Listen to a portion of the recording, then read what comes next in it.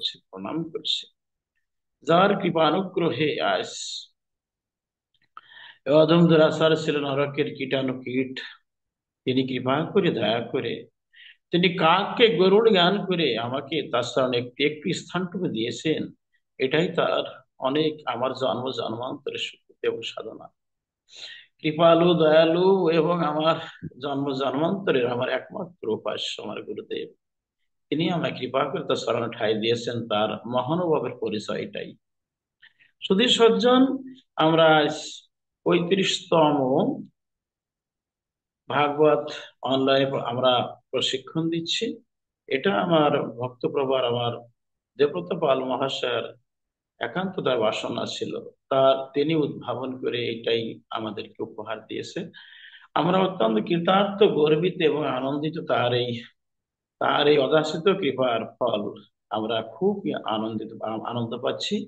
আপাময় সভায় আনন্দ পাচ্ছি। আমাদের এই শ্রী যে গোপালজী আশ্রম ভক্ত সংঘ কেশরডবি মাগুরা আয়োজিত এই যে প্রতিদিন ভাগবত আস্বাদন এবং মঙ্গলবার আস্বাদন ভাগবত আর শুক্রবারে গীতার প্রশিক্ষণ, এই যে কত বড় ভাগ্যের বিষয়, কত বড় জন্ম জন্মান্তর সাধন এবং স্বীকৃতি, এক জন্মে তো হবে না। তাই আপনারা যারা লিঙ্ক আমাদের অনলাইনে যুক্ত আছেন, আপনাদেরকে আমি প্রাণ করে আশীর্বাদ করি এবং অন্তর থেকে ভালোবাসি। তাই সেই জন্য বলছি, দয়া করে কৃপা করে হে আমার সমাজ পারমার্থিকের বন্ধুগণ, আপনারা দয়া করে সারা পৃথিবীতে ছড়িয়ে দিন আমাদের এই লিঙ্ক। আমাদের এই গোপালজি আশ্রমকে সারা বিশ্বে পরিচিত হয়ে যাক। আপনাদের উপকারই হবে, কিন্তু অপকার হবে না, আমি নিশ্চিত। আমি একটাই বলবো যে আপনাদের উপকার অপকার হবে না। আধ্যাত্মিক কল্যাণ এবং আধ্যাত্মিক কল্যাণ এবং সংসারে সুখ শান্তি সমৃদ্ধি, আপনার সংসারটা হয়ে উঠবে কৃষ্ণ ভাবনায় ভাবিত সংসার। আপনি কৃপা করে আপনি মনে করবেন যে আমার আজ জীবন ধন্য হয়েছে, যে আমরা তো কোনোদিন জানতাম না, শুনতাম না, বুঝিনি যে আজকে গোপালজি আশ্রম কর্তৃক যে প্রশিক্ষণ দিচ্ছেন বাবাজিরা এবং ভক্তরা, ভক্ত মামনিরা, সত্য সত্য আমরা আমরা অত্যন্ত গর্বিত এবং আনন্দিত এবং অত্যন্ত আমরা সুকৃতিবান বলে মনে করছি। এটা আপনাদের বলতেই হবে এক বাক্যে। যাই হোক, সুধীর সমাবেশ, আমরা ফিরে আসছি 1 সপ্তাহ পর এই ভাগবত সঙ্গে। আমরা গতকাল ছিলাম একাদশী, মানে সেই শুক্রবারে গীতার প্রশিক্ষণে, আমরা এসেছি আজকে মঙ্গলবারে ভাগবতের সঙ্গ পাওয়ার জন্য, ভক্ত সঙ্গ পাওয়ার জন্য আমরা এখন উপনীত হয়েছি। সবাইকে সাধুবাদ জানাই, সবাইকে আমি প্রাণের প্রাণ থেকে সাধুবাদ জানাচ্ছি এবং আপনাদেরকে সকলকে আমি আশীর্বাদ করি। সুধী সজ্জন, আজকে আমাদের লিঙ্কে দেওয়া ছিল কি যে ভবকূপে জীবের মানে ভবকূপে পতিত জীবের কি গতি। পবিত্র ভাগবত বললেন যে গুরুর ন সৎসায়াত স্বজন ন সৎসায়াত পতি ন সৎসান্ন পতিষ্ঠ সৎসায়াত ন মসয়েদ সমাগত মৃত্যু। ভাগবত বললেন, যিনি ভক্তি পথের উপদেশ দ্বারা এই মৃত্যুময় সংসারকে, এরা মৃত্যুময় সংসার নয় কি, এখানে জন্ম মৃত্যু জরা ব্যাধা দুঃখ, জরা ব্যাধি, তারপর দুঃখ বেদনা সবকিছু এখানে ভরপুর। এমন কোন ব্যক্তি আছেন তিনি বলতে পারেন যে বাবা যে আমি সুখী আছি? আমরা কেউ বলতে পারি না যে আমরা সুখী আছি। আমাদের দুঃখ আমাদের পিছু পিছু আছেই। তাই বলেছেন শাস্ত্রে, ভক্তি পথের উপদেশ দ্বারা যিনি মৃত্যুময় সংসারকে অতিক্রম করিতে পারেন না বা করাতে পারেন না ভক্তদেরকে, তিনি গুরু হইবার যোগ্য নহেন। দ্বিতীয়ত, সেই মাতা মাতা নহেন যে মাতা শুধু ইন্দ্রিয় চরিতার্থের নিমিত্তে স্বামীতে গমন করেছিল, একটু ক্ষণস্থায়ী সুখ সুখ পাবার জন্য স্বামীতে গমন করেছিল। যে মাতা তার গর্ভে একটা কৃষ্ণ ভক্তকে ধারণ না করে একটা অসুরকে ধারণ করেছে, একটা নাস্তিককে ধারণ করেছে, একটা অভক্তকে ধারণ করেছে, তিনি মাতা হইবার যোগ্য নহেন। উপরন্তু যে পিতা যে পিতা কিন্তু পিতা হয়ে আছে, কিন্তু আপন ভার্যাতে একটা কৃষ্ণ ভক্ত সন্তান উপহার দিতে পারলেন না এ পর্যন্ত। শুধু খালি আর স্ত্রীর গর্ভে দানব, অসুর, নাস্তিক, সমালোচক, নিন্দুক, সমাজের নিকৃষ্টতম ব্যক্তিকে শুধু গর্ভে ধারণ দান করেছে, স্ত্রী গর্ভে, সে স্বামী হইবার যোগ্য নয়, সে পতি হইবার যোগ্য নয়। সে একটা দাম্ভিক, সে একটা অসুর, সে একটা সমাজের কীটাণু কীট। আর সেই সেই পতি, পতি না, পতি মানে স্বামী, যে পতি স্ত্রীতে গমন করে শুধু নিজের নিজের সেলফ ইন্টারেস্টের জন্য, আত্মসুখের নিমিত্তে, কিন্তু স্ত্রীকে একটা কৃষ্ণ ভক্তি দান করতে পারেন না, তিনি পতি হইবার যোগ্য নহেন। সেই দেবতা দেবতা না। যে দেবতা, দেবতারা সবাই জানে যে সৃষ্টির সেরা মানুষ, সৃষ্টির সেরা মানুষ, এই মানুষ দেবতার থেকে এক ধাপ নিচে। এরা 80 লক্ষ জনি ভ্রমণ করে তারপরে 4 লক্ষ মনুষ্যের ভিতরে তারা জন্মগ্রহণ করেছে এই মনুষ্য কুলে। তারা তো, তারা স্বাভাবিক, তারা মানুষ, এরা অল্প বুদ্ধি সম্পন্ন, তারপরে অন্নগত প্রাণ, স্বল্প আয়ু, ইন্দ্রিয় আসক্ত মন, শুধু কামেতে মতি, লোভেতে মতি, অহংকারে মতি, সংসারে মতি, জড় বৈভব কামিনী কাঞ্চন নিয়ে জড়াজড়ি করছে যারা, কলিহত জীব। কিন্তু দেবতা, তোমরা তো অনেক অসাধারণ, তোমরা তো সবার উপরে দেবতাগণ। যে দেবতারা এত দুঃখ কষ্ট দেখেও ওদের হৃদয়টা বিদরিত হয় না, একটু আর্দ্র হয় না, ভিজে যায় না, এই দুঃখ দেখে তারা কষ্ট পায় না, শুধু মানুষের ভিতর থেকে শুধু পূজা পায়, শুধু পূজা পাইতে মানে সবসময় ব্যতিব্যস্ত, যশমান প্রতিষ্ঠা চায়, সেই দেবতা দেবতা নহেন। ভাগবত বললেন সেই দেবতা দেবতা নহেন, সে একটা অপদেবতা। আর শেষে বললেন কি, ন মসয়েদ মৃত্যুম, যিনি এই এই সংসারকে অতিক্রম করিতে পারেন না ভক্তি পথের দ্বারা, তিনি গুরু হইবার যোগ্য নয়, তিনি মাতা হইবার যোগ্য নয়, তিনি স্বামী হইবার যোগ্য নয়, তিনি পতি হওয়ার যোগ্য নন, তিনি দেবতা হইবার যোগ্য নহেন।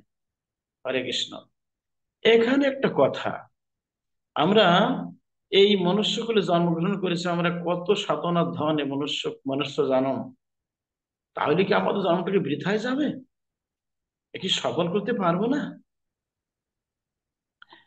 আমাদের এই সফল করতে হলে আমাদের দরকার সদ্গুরু।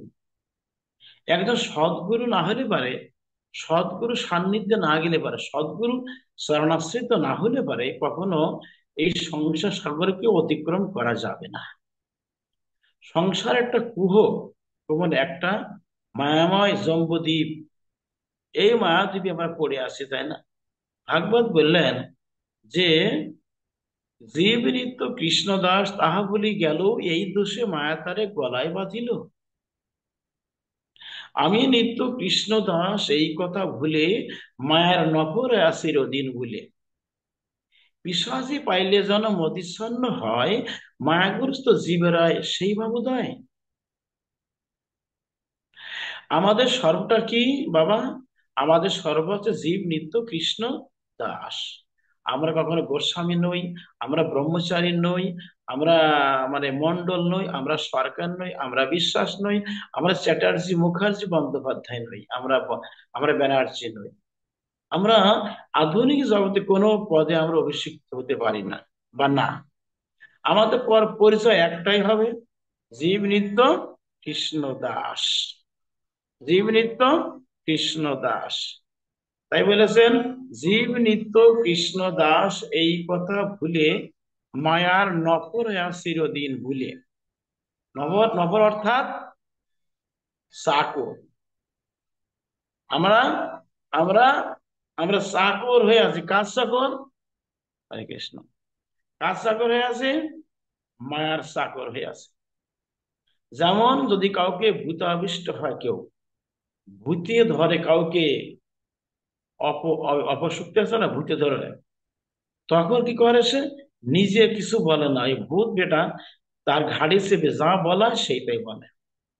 তো মায়া আসছে, মায়া আসছে ভূত, এই মায়া পিশাচি, পিশাচি, এই পিশাচি রাক্ষসী দানবী নিশাচরী, এর কোন দয়া মায়া নেই বাবা। এই মায়া পিশাচি যাকে ধরেছে না, তাকে একবার জানে প্রাণে মারবে।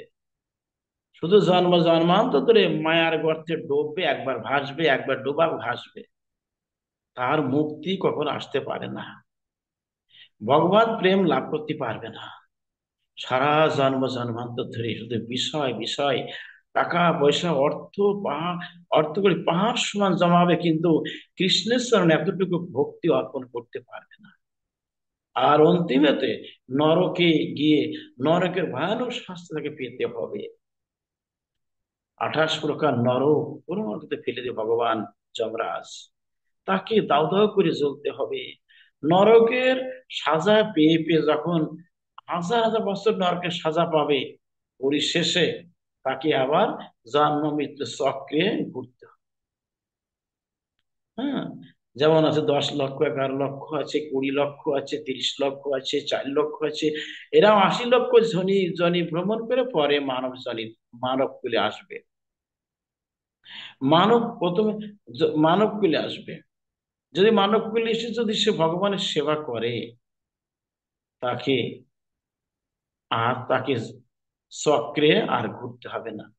এই জন্মান্তর বাদে তাকে আসতে হবে না, জন্মান্তর বাদ অর্থাৎ জন্মের যে চক্র, জন্ম মৃত্যু চক্রতে ঘুরতে হবে না, একবার তার মুক্তি প্রাপ্ত হয়ে যাবে। কোথায় যাবে? ভগবান তার কৃপা করে দয়া করে পুষ্পরথ উঠিয়ে তাকে সেই তার দিব্য ধামে নিয়ে তার নিত্য সেবায় তাকে নিয়োজিত করিবে। এইটাই ভগবানের অশেষ কৃপা এবং করুণা। সেই জন্য বুদ্ধিমান ব্যক্তি যারা, তারা সংসারকে ক্ষণস্থায়ী ভেবে তারা অসার বলে মনে করে, এবং নিত্য সম্বন্ধ, নিত্য সম্পর্ক, সে ভগবানের সঙ্গে নিত্য সম্বন্ধ করে তাদের মহা মহা মূল্যবান তারা জীবনটাকে তারা আরো তারা কি করে, তারা ধন্য করে দেয়। তারা সংসার আকৃষ্ট হয় না, তাদেরকে ভূতিয়ে ধরে না, মায়া ভূত ধরে না। শাস্ত্রে বলেছেন, তার পরবর্তী পয়েন্ট কি বললেন? আমি নিত্য কৃষ্ণ দাস, এই কথা ভুলি মায়ার নকরে চিরদিন বলি। পিশাচি পাইলে যেন মতিচ্ছন্ন হয়, মায়াগ্রস্ত জীবের হয় সেই ভাব উদয়। তারপর কি হলো? আবার কি করবে? কবু রাজা, জড়জগতে এসে কবু রাজা হয়। রাজা হইলে কি সে মুক্তি পায়? আদৌ না। কবু রাজা কবু প্রজা, কবু রাজা হচ্ছে, কখনো আবার প্রজা হচ্ছে এই সংসারে, মানে এই পৃথিবীতে এসে। কবু রাজা কবু প্রজা, কবু বিপ্র শূদ্র, কখনো ব্রাহ্মণ হচ্ছে, কখনো শূদ্র হচ্ছে, কখনো ব্রাহ্মণ, কখনো শূদ্র। কবু প্রজা, না সরি, হরে কৃষ্ণ। কবু রাজা কবু প্রজা কবু বিপ্র শূদ্র, কবু দাস কবু প্রভু, কবু কীট ক্ষুদ্র। কখনো প্রভু আসছে, প্রভু কোন প্রভু? আমি মহারাজ, আমাকে প্রভু বলছে সবাই, আমার কত বড় আভিজাত্য, কত বড় আমি ধার্মিক, মানে আমি কত বড় একটা সম্মানীয় ব্যক্তি হয়ে গেছি। তোমার এই সম্মানে কোনো কাঠজল খাবে না, যদি কিন্তু তুমি কৃষ্ণ ভক্ত না হও। কবু তুমি প্রজা, কবু প্রভু হচ্ছ, কবু কীট ক্ষুদ্র, কবু তুমি, তুমি কখনো কীট হচ্ছ, কীট মানে পোকামাকড় হচ্ছ, আবার ক্ষুদ্রাতি ক্ষুদ্র হচ্ছ। কবু প্রজা কবু, মানে কবু বিপ্র, কবু সুখী, ও কবু সুখী কবু দুঃখী। তুমি কখনো সুখী হচ্ছ, কখনো দুঃখী হচ্ছ। তুমি কখনো আনন্দ পাচ্ছ, আর কখনো তুমি দুঃখ, দুঃখ ভোগ করছো। কখনো সুখের সম্ভার পাচ্ছ, আমি অনেক সুখী হয়ে গেছি, পরক্ষণে তুমি সে সুখটা চলে যাচ্ছে। শাস্ত্রে বলে, কি বলছেন কি, শাস্ত্রে বলেছেন যে সুখ ভোগে পুণ্য খায়, সুখ ভোগে কি খায়? সুখ ভোগে পুণ্য খায়, আর দুঃখ ভোগে পাপ খায়। একটা মহাজনী পদ আছে। তাহলে সুখ ভোগে পুণ্য ক্ষয়, আর দুঃখ ভোগে পাপ ক্ষয়। তাহলে আমরা কখনো কি সুখের জগতে যেতে চাই? যারা বিজ্ঞবান, যারা যারা বুদ্ধিমান জ্ঞানী গুণী, তারা সুখ দুঃখ সমান মনে করে, সমান। সুখ যা, দুঃখ তা, শীত যা, গ্রীষ্ম তাই, গীতার কথা, তাই না? মানও ভালো, অপমানও ভালো, নিন্দাও ভালো, আবার প্রশংসা ভালো, সমান দেখে। শত্রু মিত্রে, জয় পরাজয়, জয়ও ভালো, পরাজয়ও ভালো, নিন্দাও ভালো, প্রশংসাও ভালো, ভালো ভালো, মন্দও ভালো, তারা সবকিছু সমান মনে যারা করে তারাই হচ্ছে কি জ্ঞানী গুণী। গীতা বললেন না, বিদ্যা বিনা সম্পন্ন গ্রাম ব্রাহ্মণে গভীহস্তিনী শুনি শৈব স্বপকে সব পণ্ডিত সমদর্শী না। সেই ব্যক্তি পণ্ডিত, যে ব্যক্তি ব্রাহ্মণ চণ্ডালের সমদর্শী হন, সেই ব্যক্তি জ্ঞানী গুণী বিদ্বান পণ্ডিত। যে ব্যক্তি হাতি এবং বিড়ালে সমদর্শী, হাতি এবং কুকুরের সমান দেখে, সেই ব্যক্তি বুদ্ধিমান, সেই ব্যক্তি প্রজ্ঞাবান, সেই ব্যক্তি স্থিতপ্রজ্ঞ, সেই ব্যক্তি নিত্য সন্ন্যাসী, যে সবাইকে সমান দেখে, যে সমান দেখে সবকিছু। যখন মানুষ যখন প্লেনে ওঠে তখন তাকায় দেখে কি সব সমান, বট বৃক্ষ যেমন দেখে, লঙ্কা গাছকে তেমন দেখে। তা মানুষ যখন মহাপুরুষ হয়ে যায়, প্রজ্ঞাবান হয়, নিত্য সন্ন্যাসী হয়ে যায়, যারা সবকিছু মানে সমান কৃষ্ণময় দেখে পৃথিবীকে, তখন দেখে না ব্রাহ্মণ কেমন, চন্ডাল কেমন, কেমন শূদ্র, কেমন বিপ্র, কেমন ধনী, কেমন দরিদ্র, কে সুখী কে দুঃখী, এটা দেখে না বাবা। কি দেখে? সবাই সমান, আমরা সবাই সমান। সেই ব্যক্তি একমাত্র পরপারে যাবে, পরপারে যাবে। আজ যারা অভিমানী, অহংকারী, আভিজাত্য সম্পন্ন, এই জড়জগতের বিষয় বৈভব কামিনী কাঞ্চন পেয়ে না সব যারা ভুলে গেছে, আবার তাকে আসতে হবে। ওই যে গীতায়, মৃত্যুকালে যে যা চিন্তা করি, যারা দেহ ত্যাগ করে পরবর্তীকাল থেকে সেভাবে আসতে হবে। কথা বোঝা গেল? সেই জন্য যদি কেউ সারা জীবন ধরে কৃষ্ণ নাম করে, কৃষ্ণ ভক্ত হয়, আমার গুরুর ভক্ত হয়, গুরুর সেবা করে চলেছে, অন্তিম সময় তাদের অবশ্যই গুরু চিন্তা আসবে এবং কৃষ্ণ চিন্তা আসবে। তখন পরবর্তীতে আমার গুরু কৃষ্ণ চরণ অনায়াসে প্রাপ্ত হয়ে যাবে, নিত্যময় বাস হবে, গোলকে ধাম বাস হবে। হরে কৃষ্ণ। তাই বলেছেন, কবু সুখী কবু দুঃখী কবু কীট ক্ষুদ্র, এইরূপ ব্রহ্মাণ্ড ভ্রমিতে ভ্রমিতে। এরকম ভাবে ব্রহ্মাণ্ড ঘুরবে শুধু। ব্রহ্মাণ্ড কি? যেমন আমরা আছি কোথায়? আমরা আছি পৃথিবীতে। পৃথিবীটা গ্রহ নয় কি? একে গ্রহ বল, 9টা গ্রহ হচ্ছে বলা আছে না, পৃথিবী একটা গ্রহ।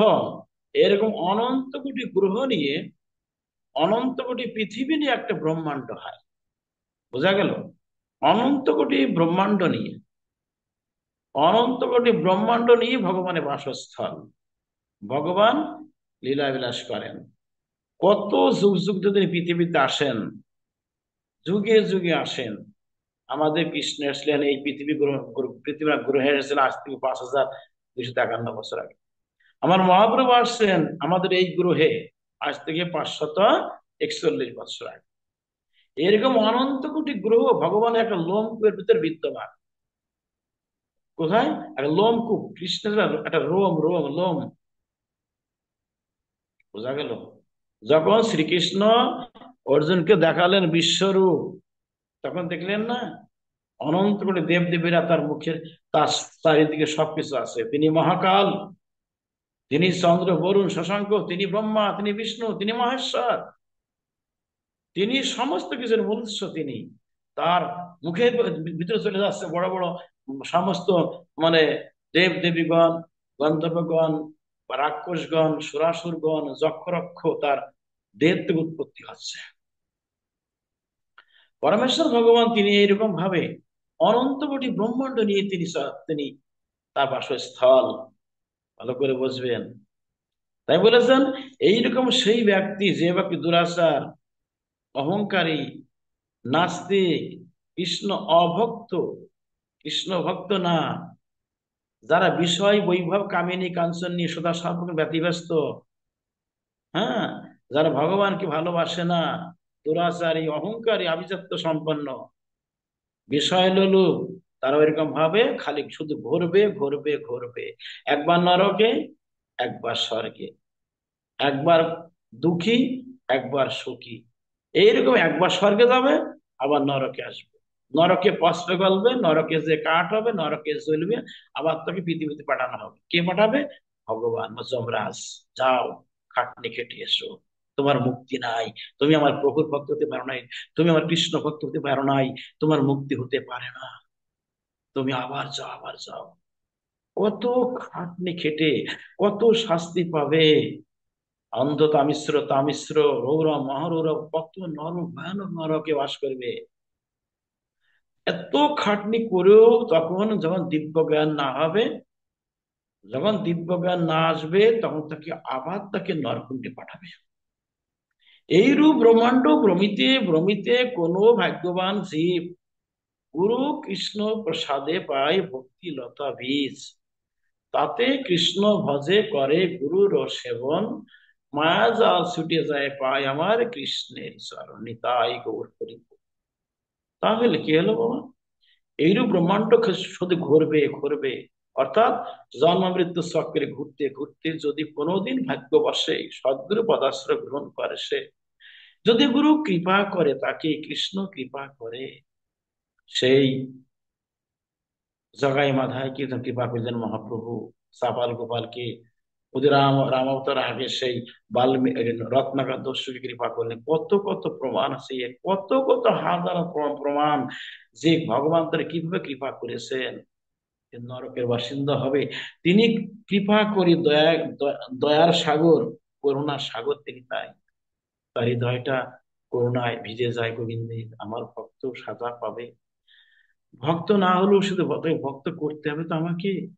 ও তো সারা জীবন নরকে বাস করবে, ওকে চেতনা আসবে না, ওর বিবেককে আসবে না, ও কি আমার ভজন করবে না? তাই তিনি কৃপা করি দয়া করে ভক্তকে তিনি কি করেন, গীতায় বললেন, আমি তাকে শুভ বুদ্ধি প্রদান করি, আমি শুভ বুদ্ধি দান করি, যে বুদ্ধির মাধ্যমে সে আমাকে সহজে প্রাপ্ত হতে পারে। এটা হচ্ছে ভগবানের ভগবত্তা, জানেন তো?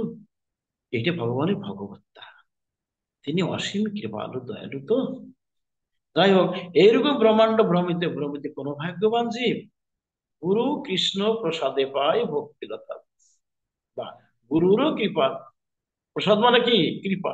গুরুরও কৃপা হবে, কৃষ্ণের কৃপা হবে। আগে গুরু কৃপাহি কেবলম। ভগবান বলেছেন আমি গুরু রূপে আমি অবস্থান করি যুগ যুগ ধরে। যারা আমার শ্রেষ্ঠ ভক্ত গুরুকে আশ্রয় করবে, তারা আমাকে আশ্রয় করবে, কেন আমি গুরুর ভিতরে থাকি। ভাগবতে বলেন, আচার্য মাং বিজান ইয়ামনা ব্রহ্মণত করহিসিত, নম অর্থ, নম অর্থ বুদ্ধি সহিত সর্বদেবময় গুরু। কৃষ্ণ বলতে উদ্ধব, কে উদ্ধব শোনো, আচার্যকে আমারই স্বরূপ জানি। মনে রেখো, আচার্য আর আমি অভিন্ন। আচার্য মানে গুরুকে বুঝায়, যিনি ভক্তিকে শিক্ষা দেন, যিনি কৃষ্ণকে ভগবানকে ভগবানের কথা জানিয়ে দেন, যিনি আমাদেরকে, এক কথা ভক্তির শিক্ষক যিনি, তাকে আচার্য বলা হয়। তিনি আমাদের মহারাজ, আপন আপন গুরু বা সৎ উদ্ধব। গুরুকে আমারই স্বরূপ জানিও। মনে রেখো, গুরুতে কখনো কখনো মনুষ্য বুদ্ধি আরোপ করিও না। একটা কথা মনে রেখো উদ্ধব, যে গুরু সেই আমি, আর আমি যে আমি কৃষ্ণ, আমি সেই গুরু, আর আমি সেই গুরু, আমি সেই কৃষ্ণ। তাহলে আমি গুরু, গুরু আমি। ধ্যানাঙ্গলং গুরু মূর্তি, পূজাঙ্গলং গুরু পূজা। ধ্যানের ভিতরে কোন ধ্যান শ্রেষ্ঠ? গুরু ধ্যান শ্রেষ্ঠ। পূজার ভিতরে কোন পূজা শ্রেষ্ঠ? গুরু পূজা শ্রেষ্ঠ। ধ্যানাঙ্গলং গুরু মূর্তি, পূজাঙ্গলং গুরু পূজা। এই দেখুন, গুরু পূজা না করে, গুরু প্রণাম না করে কোন পূজা তিনি গ্রহণ করেন না ভগবান। তিনি বলেছেন হরিমুক্তি বিলাসে, যে নরাধম গুরু পূজা না করে আমার পূজা করে, সেটা দাম্ভিক, একটা অহংকারী। আমি অহংকারী পূজা গ্রহণ করি না। যে নরাধম গুরু প্রণাম করে না, গুরু কাছে আজ্ঞা না নিয়ে আমার সেবা করতে যায়, আমার পূজা করতে যায়, তার পূজা আমি কদাপিও গ্রহণ করি। শাস্ত্র বলে পূজার সময় গুরু পূজা, প্রণামের সময় গুরু পূজা, কিন্তু সেবার সময় ভগবান কৃষ্ণের পূজা আগে, পর্যায়ক্রমে পরম্পরা সেবা, একবার অন্তিমেতে মানে শেষে গুরু মহারাজের সেবা, তারপরে আমরা ধরো আমাদের প্রসাদ পেতে পারি গুরু প্রসাদ। এইটা আমাদের হরি ভক্তি বিলাসের কথা। তাহলে গুরু কৃষ্ণ প্রসাদে পায় ভক্তি লতা বীজ, তাতে কৃষ্ণ ভজে করে গুরুর সেবন। এখানে কৃষ্ণের সেবা করো, গুরুর সেবা করো। তুমি একজনের সেবা করবে, গুরু, তুমি কৃষ্ণ সেবা করে যাচ্ছ, গুরুকে তুমি অমান্য করলে, গুরুকে মনুষ্য বুদ্ধি করলে, গুরুকে মনুষ্য জ্ঞান করলে, গুরুকে বললে ও আমার মতো মানুষ একজন, তোমার পূজা কোনোদিন ভগবান গ্রহণ করবেন না, কোনোদিন না, জন্ম জন্মান্তেরও না। তাহলে ভগবান তিনি ভক্ত খাতি হয়ে যাবেন। তিনি বলেছেন তা কোনো ক্রেতা তার কথা কোনো মূল্য নাই, তিনি একটা ভক্ত খাতি। সেই জন্য তাতে কৃষ্ণ ভজে করে গুরুর সেবন, কৃষ্ণ ভজন করো, গুরুর সেবা করো, গুরু বাক্য পালন করো, গুরু নির্দেশ বেদ বাক্য স্বরূপ বলে মনে নাও, মনে করে নাও। মনে রেখো, গুরু প্রসন্ন হলে কৃষ্ণ তোমার দ্বারে কাছে এসে গেছে, কৃষ্ণ তোমার দ্বার প্রান্তে এসে গেছে। তাই গুরুকে মনে, গুরু মনে কষ্ট দিবে না, গুরুকে কোনো কোনো কারণ অকারণে তার মনে আঘাত দেবে না, গুরু কথা অমান্য করবে না, কারণ অকারণে গুরুর কথা কখনো অমান্য করবে না। তাহলে তুমি কিন্তু বাবা ভক্তিপথ থেকে অনেক বিচ্যুত হয়ে গেলে, অনেক ডিমোশন করে গেলে, তুমি কোনোদিন তুমি কৃষ্ণকে পাবে না, গৌরকে পাবে না। যে কোদিন শাস্ত্রে বলেছে না, সনাতন গোস্বামী কলমে আসছে না বাবা, তোমরা দেখেছো না বাবা, কৃষ্ণ রুষ্ট হইলে গুরু রাখিবারে পারে, গুরু রুষ্ট হইলে কৃষ্ণ রাখিবারে নারে, গুরু মাতা গুরু পিতা গুরু হনপতি, গুরু বিনায় সংসারে নাই অন্য গতি, গুরুকে মনুষ্য জ্ঞান না করো কখন, গুরু নিন্দা কবু কর্ণে না করো শ্রবণ, গুরুর বিক্রিয়া যদি দেখো কখন, তথাপি অবজ্ঞা নাই করো কদাচন। হেন গুরু পাদ পদ্মতা রহে নিষ্ঠা ভক্তি, জগৎ তাইতে সেই ধরে মহাশক্তি। জয় গুরু, জয় গুরু। দেখেছো বাবা, গুরু স্তনে নিষ্ঠা ভক্তি আসে না, সে জগৎ তারিতে মানে জগৎ তারণ করতে পারে। কত কত কথা দেখেছেন, কত বড় কথা বলেছেন নদম সেবা। হেন গুরু পাদ পদ্মতা রহে নিষ্ঠা ভক্তি, জগৎ তারিতে সেই ধরে মহাশক্তি। হরি বল, হরি বল। এতেও যদি আমাদের কোনো বিবেক চৈতন্য না ফিরে, আমাদের বিবেক যদি সে না খুলে, বুঝতে হবে সে নরাধম, কীটাধম, নরকের কীট, তার পূজা কোনোদিন ভগবান গ্রহণ করবেন না। যাক, এখন আমরা যাব এইভাবে যে গুরু কৃপা হয়ে গেল। গুরু কৃপা শুধু হলে হবে না, তিনজনের কৃপা চাই। কি কি? গুরু, বৈষ্ণব, ভগবান, তিনের স্মরণে হয় বিঘ্ন বিনাশন। যাক, আমরা মূল পয়েন্টে যাই। আজকে আমরা লিঙ্কে দিয়েছিলাম কি, ভবকূপে জীবের গতি, ভবকূপে পতিত জীবের গতি। এখানে ভাগবত বললেন আমাদের এই পৃথিবীটা হচ্ছে কি, একটা ভবের কূপ। ভব শব্দে কি বোঝায়? পৃথিবী। এই পৃথিবীর ভিতরে আছে কূপ। কোন কূপ? সে কূপ মানে গর্ত। এটা হচ্ছে গিয়ে সংসারের যে গর্ত, মায়ামোহের গর্ত, গর্ত। এই গর্তে পড়ে প্রত্যেকটা জীব হাবুডুবু খাচ্ছে। মনে করো কোনো একজন পথিক বন বন বন ভ্রমণ করতে করতে সে অনেক দর্শন গাছপালা, বৃক্ষলতা, ফল মূল, কত কিছু দর্শন করতে করতে হঠাৎ করে তৃণ দ্বারা সাধিত একটা গভীর কূপের মধ্যে পড়ে গেল। একটা গভীর কূপ, ওই কূপটাই সংসার। এই পৃথিবীটা হচ্ছে কি বন, একটা বন। এই বন আছে কি বাবা? এই বন আছে হিংস্র পশুর দল, হায়না, হাতি, ঘোড়া, তাই না, সর্প আছে, হিংস্র পশু পক্ষী, হায়নাদিরা তোমাকে খেয়ে ফেলবে, তাই না। এই পৃথিবীটা দুঃখের আলয়, দুঃখের আলয়, কোনো সুখ বলে কিছু নাই পৃথিবীতে। তাই শাস্ত্রে বলেছেন সুখ নাই, সুখ নাই এ ভব সংসারে, সুখ আছে মায়ার উপরে।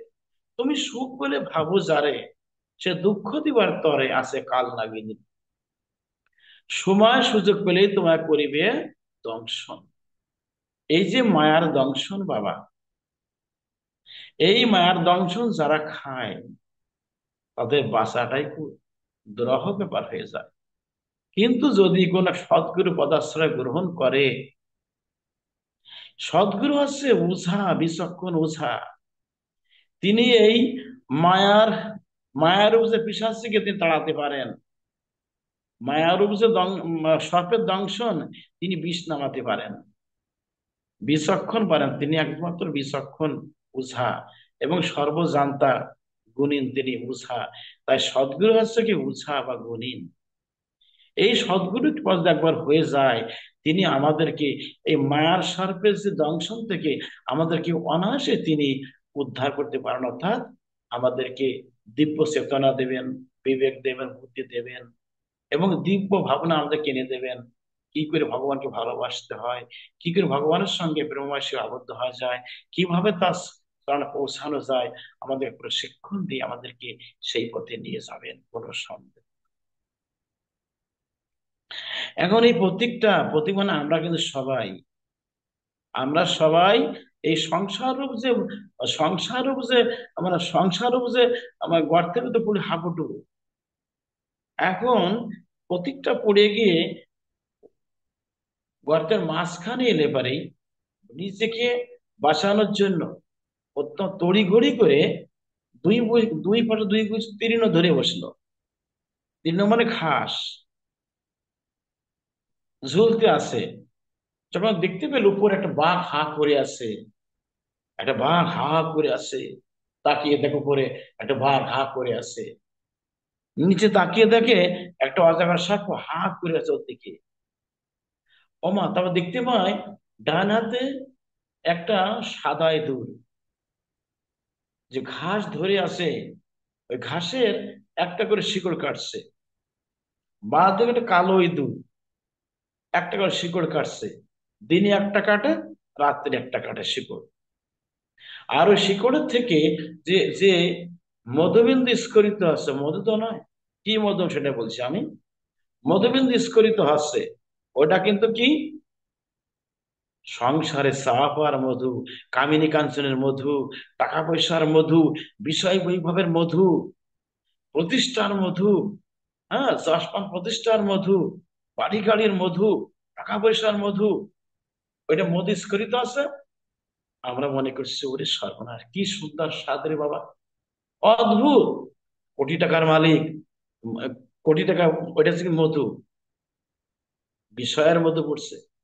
কিন্তু আমি বুঝতে পারছি না, যখন এই যে ডান পাশে একটা ডান পাশে সাদা ইঁদুর, বাঁ দিয়ে কালো ইঁদুর কুট কুট করে করে রাতে একটা শিকড় কাটছে, দিনে একটা শিকড় কাটছে।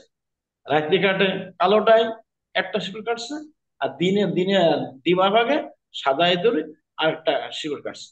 এটা কি জানেন তো বাবা? সাদাটা আছে দিন, কালোটা ইঁদুর হচ্ছে কি রাত্র। তাহলে আমাদের জন্মের পর থেকে কিন্তু বাবা আমাদের আয়ু আয়ু কিন্তু নষ্ট হয়ে যাচ্ছে, মাইনাস আসছে, মানে কমে যাচ্ছে আর কি। কমাটা কিছু বুঝুন তো, ওই যে কালো ইঁদুর, সাদা ইঁদুর, অর্থাৎ আয়ু, আয়ুর যে, হ্যাঁ, আমাদের আয়ু থেকে মাইনাস করতেছে ওরাই, কেটে কেটে এসে যখন রাত্রে শুধু কাটছে, মানে আয়ু শেষ আছে, দিনে অনেকটা কাটে, আয়ু শেষ আছে। এইভাবে রাত দিন 24 ঘন্টা একটা করে কাটে, মানে আয়ু শেষ হচ্ছে। দিন গেল, মাস যাচ্ছে, বছর যাচ্ছে, শিকড় তারা কাটার তালেই আছে। যখনই আমার নির্ধারণ আছে আমি কত বছর বাঁচবো, 80 বছর, 120 বছর কিন্তু আছে না এখন, কেউ 60 বছরের শেষ, কেউ 10 বছরে, কেউ গর্ভে বিনাশ, কেউ 2 বছরে বিনাশ, 20 বছরে বিনাশ, 40 বছরে বিনাশ, কেউ 80 বছরে বিনাশ, 120 বছরে বিনাশ। অর্থাৎ তার আয়ু কেটে দিচ্ছে রাতে একটা দিনে একটা। এখন ওই লোকটা শুধু দাঁড়িয়ে আছে এইভাবে হাত ধরে, উপরে দেখতে পাবে একটা একটা বাঘ হাঁ করে আছে। ওইটা কি জানো তো বাবা? ওইটা হচ্ছে কি স্বর্গ। আর যে নিচে একটা যে অজগর সাপ হাঁ করে আছে না, ওইটা কি বাবা? ওইটা হচ্ছে কি নরক। উপরে উঠবে কি করে? উপরে উঠলে পরে বাঘে খাবে, নিচে নামলে কি হবে? সর্পে খাবে। যখন শিকড় কাটা হয়ে যাবে, অটোমেটিক ওই সর্পরূপ নরকে চলে যাবে। আবার যদি উপরে উঠতে যায়, বাঘে খাবে। উপরে উঠবে, উঠবে, উঠবে কে? যদি ওঠে, উঠতে পারবে না বাবা, উঠতে পারবে না। কি জন্য? ইঁদুরে তাড়া করছে, আয়ু শেষ করে দিচ্ছে। একটা করে ওইদেরকে ধরা যায় না, তাড়ানো যায় না, অটোমেটিক ঈশ্বর কর্তৃক তারা নিয়োজিত। রাত একটা দিন, রাত একটা দিন, রাত আর দিন। তাহলে এমনি ভাবে যখন আমরা সবাই ঝুলতে আসি, আর ওই মধুবিন্দু পেয়ে মনে করছি আমি সারা জীবন ধরে আমি থাকবো, কিন্তু না বাবা, যখনই ওই আয়ু শেষ হয়ে যাবে তোমাকে নরকে যাওয়া লাগবে, ওই সাপের মুখে যাওয়া লাগবেই তোমাকে। তাই তিনি এখন ওই যে বলে না বাবা, এইরূপ এইরূপ ব্রহ্মাণ্ড ভ্রমিতে ভ্রমিতে কোন ভাগ্যবান জীব গুরু কৃষ্ণ প্রসাদে পাই ভক্তিনতা বীজ, তাতে কৃষ্ণ ভজে করে গুরুর সেবন, মায়া যা ছুটে যায় পাই কৃষ্ণের চরণ। ভগবানের দয়া হলো, ভগবান গরুর থেকে বললেন, হে আমার প্রিয়, আমার একান্ত ভক্ত গুরু, তুমি এসো। আমার একান্ত ভক্ত বৈষ্ণব, সাধু গুরু বৈষ্ণব, তোমরা সাধু। আর আমার আমার চিন্ময়, শব্দময়ী, বাংময়ী মূর্তি আমার ভাগবত শাস্ত্র, শব্দময়ী, আমি এর ভিতরে আছি। তোমরা তিনজন যাও, যাও গুরু যাও, হে বৈষ্ণব বা সাধু তুমিও যাও, হে আমার অভিন্ন কলেবার ভাগবত বা শাস্ত্র তুমিও যাও। তিনের কৃপায় অবশ্যই এই কলিহত জীবেরা, এরা ঝুলতে আছে, এই সংসার রূপ গর্তে পড়ে এরা হাবুডুবু খাচ্ছে, মানে মাঝখানে গিয়ে তারা ধরে আছে ঝুলন্ত অবস্থায়। এদের তোমরা দয়া করো, দয়া করো, কৃপা করো। পরমপ্রভুর আদেশে গুরু বৈষ্ণব শাস্ত্র বা গুরু সাধু বৈষ্ণব, তার মানে গুরু সাধু আর শাস্ত্র উপর এসে গেল। উপর থেকে কি বললো? ভয় নাই, ভয় নাই, হে জীব, ভয় নাই, আমরা এসেছি তোমার উদ্ধারের জন্য। তুমি তো মরলে, তুমি তো বোকা, তুমি বোঝো না, তুমি তো এখন পড়ে যাবে, পড়ে গেলে তোমাকে তো খেয়ে ফেলবে, নরকে তোমাকে নিয়ে নেবে। ওই শিকড় কাটছে না, আরে বোকা, বোঝো না? ওই শিকড়ে জল পড়ছে, ওটা মধু বলে মনে করছো? বোকা, যে বোঝো না, ওইটা সাফার অমৃত। ওটা অমৃত নয়, ওটা হচ্ছে তোমার তোমার ধ্বংসের কারণ ওরা। সাফা বিষয়ের মধু, আবার তোমার সেই আসক্তির মধু, সাফার মধু, ইন্দ্র তপনের মধু তোমাকে আকৃষ্ট করে ফেলছে। বোকা, তুমি ছেড়ে দিও না, ছেড়ে দিও না, তুমি ছাড়বে, তুমি নরকে চলে যাবে। শোনো শোনো, কোনো ভয় নাই, ভয় নাই, তুমি একবার শোনো, আমরা তিনজন এসে গেছি, সাধু, বৈষ্ণব আর শাস্ত্র, তোমাদের উদ্ধারের জন্য আমি এসে গেছি, আমরা আসছি। এই নাও আকশে, দেখছো আকশে? এটা তোমরা ধরো, ভালো ধরে নাও। তাতে কি ছিল? নববিধা ভক্তি, শ্রবণ, কীর্তন, স্মরণ, বন্ধন, আত্মনিবেদন। তারপর সেই শ্রবণং, কীর্তনম, আত্মা সেই শরণম, শ্রবণ কীর্তন শরণম, আত্মনিবেদন, অর্চনং, বন্ধনং, দাস্য, সখ্য, আত্মনিবেদনম, পাদ সেবনম। এই যে 9 প্রকার ভক্তি, তা শাস্ত্রে বলেছেন, কোন জীবের শ্রদ্ধা যদি হয় তবে সেই জীব সাধু সঙ্গ করায়। সাধু সঙ্গ হইতে হয় শ্রবণ কীর্তন, আর শ্রবণ কীর্তন হইতে হয় সর্ব অনর্থ নিবর্তন। সেই অনর্থ নিবৃত্ত হইলে ভক্ত আসক্তি প্রচুর, আসক্তি প্রচুর হইতে হয় ভক্তি প্রীত্যাঙ্কুর। সেই প্রীতি গাঢ় হইলে ধরে প্রেম নাম, সেই প্রেম প্রয়োজন সর্বানন্দ ধাম। তা হে পতিত জীব, হে পতিত জীব, হে পতিত জীব, ভয় নাই, আমরা তো এসে গেছি, তুমি শ্রবণ করো, তুমি কীর্তন করো, তাই তুমি আমাদের কথা শোনো, আমাদের কথা মেনে নাও, উপদেশ নির্দেশ মেনে নাও। কথা বুঝছো? দেরি করো না, তোমরা আকশিটা আকশে ধরে বসো, আকশে মানে দড়ি, ওই দড়ি ফেলে দিচ্ছে গর্তের ভিতর দিয়ে। তখনই পতিত জীব আমরা দড়ি ধরে বসছি। প্রথমে শ্রবণ গেল, কীর্তন গেল, তারপরে স্মরণ গেল, স্মরণ গেল। হে, হে গুরু, হে বৈষ্ণব, হে শাস্ত্র, আমাদের উদ্ধার করুন, উদ্ধার করুন। বলে ভয় না, আমরা আসছি। তাই স্মরণ। এবার এসে গেল কি, আহ, পাদ সেবন, আমি আপনাদের চরণ সেবা করব, উদ্ধার করুন। তারপর কি গেল, অর্চন করছে আপনাদেরকে, অর্চনা করছি, হে আমাদের রক্ষা করুন, হে গুরু রক্ষা করুন, হে শাস্ত্র, হে, হে ভগবানের দূত, হে বৈষ্ণবগণ, আমরা অর্চনা করছি আপনাকে, আপনাকে পূজা করছি, আপনাদের পূজা করছি। হে দূতগণ, আমরা আপনার দাস, আপনাদের দাস, আমরা দাসত্ব বৃত্তি করছি, কৃপা করুন। হে গুরু, হে শাস্ত্র, হে বৈষ্ণবগণ, আমাদের প্রতি সদয় হন আপনারা। বলে ভয় নাই, ভয় নাই, ভালো করে আঁকশি ধরো।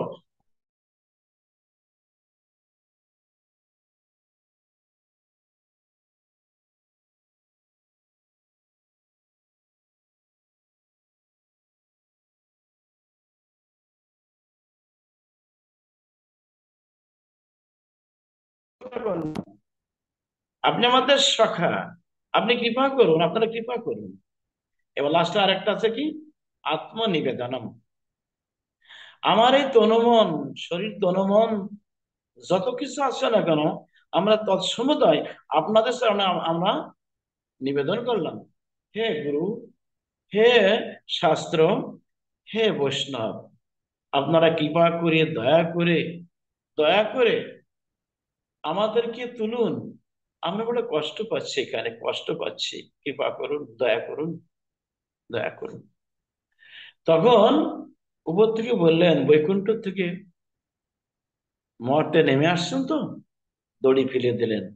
আর প্রত্যেকটা জীব, প্রত্যেক জীব নয়, যারা ভাগ্যবান জীব, হ্যাঁ ভাগ্যবান জীব যারা, বহুনাং জন্ম নামান্তে জ্ঞানমাং মাং প্রপাদ্যতে বাসুদেব সর্বমিতি সমর্থ সুদুর্লভ।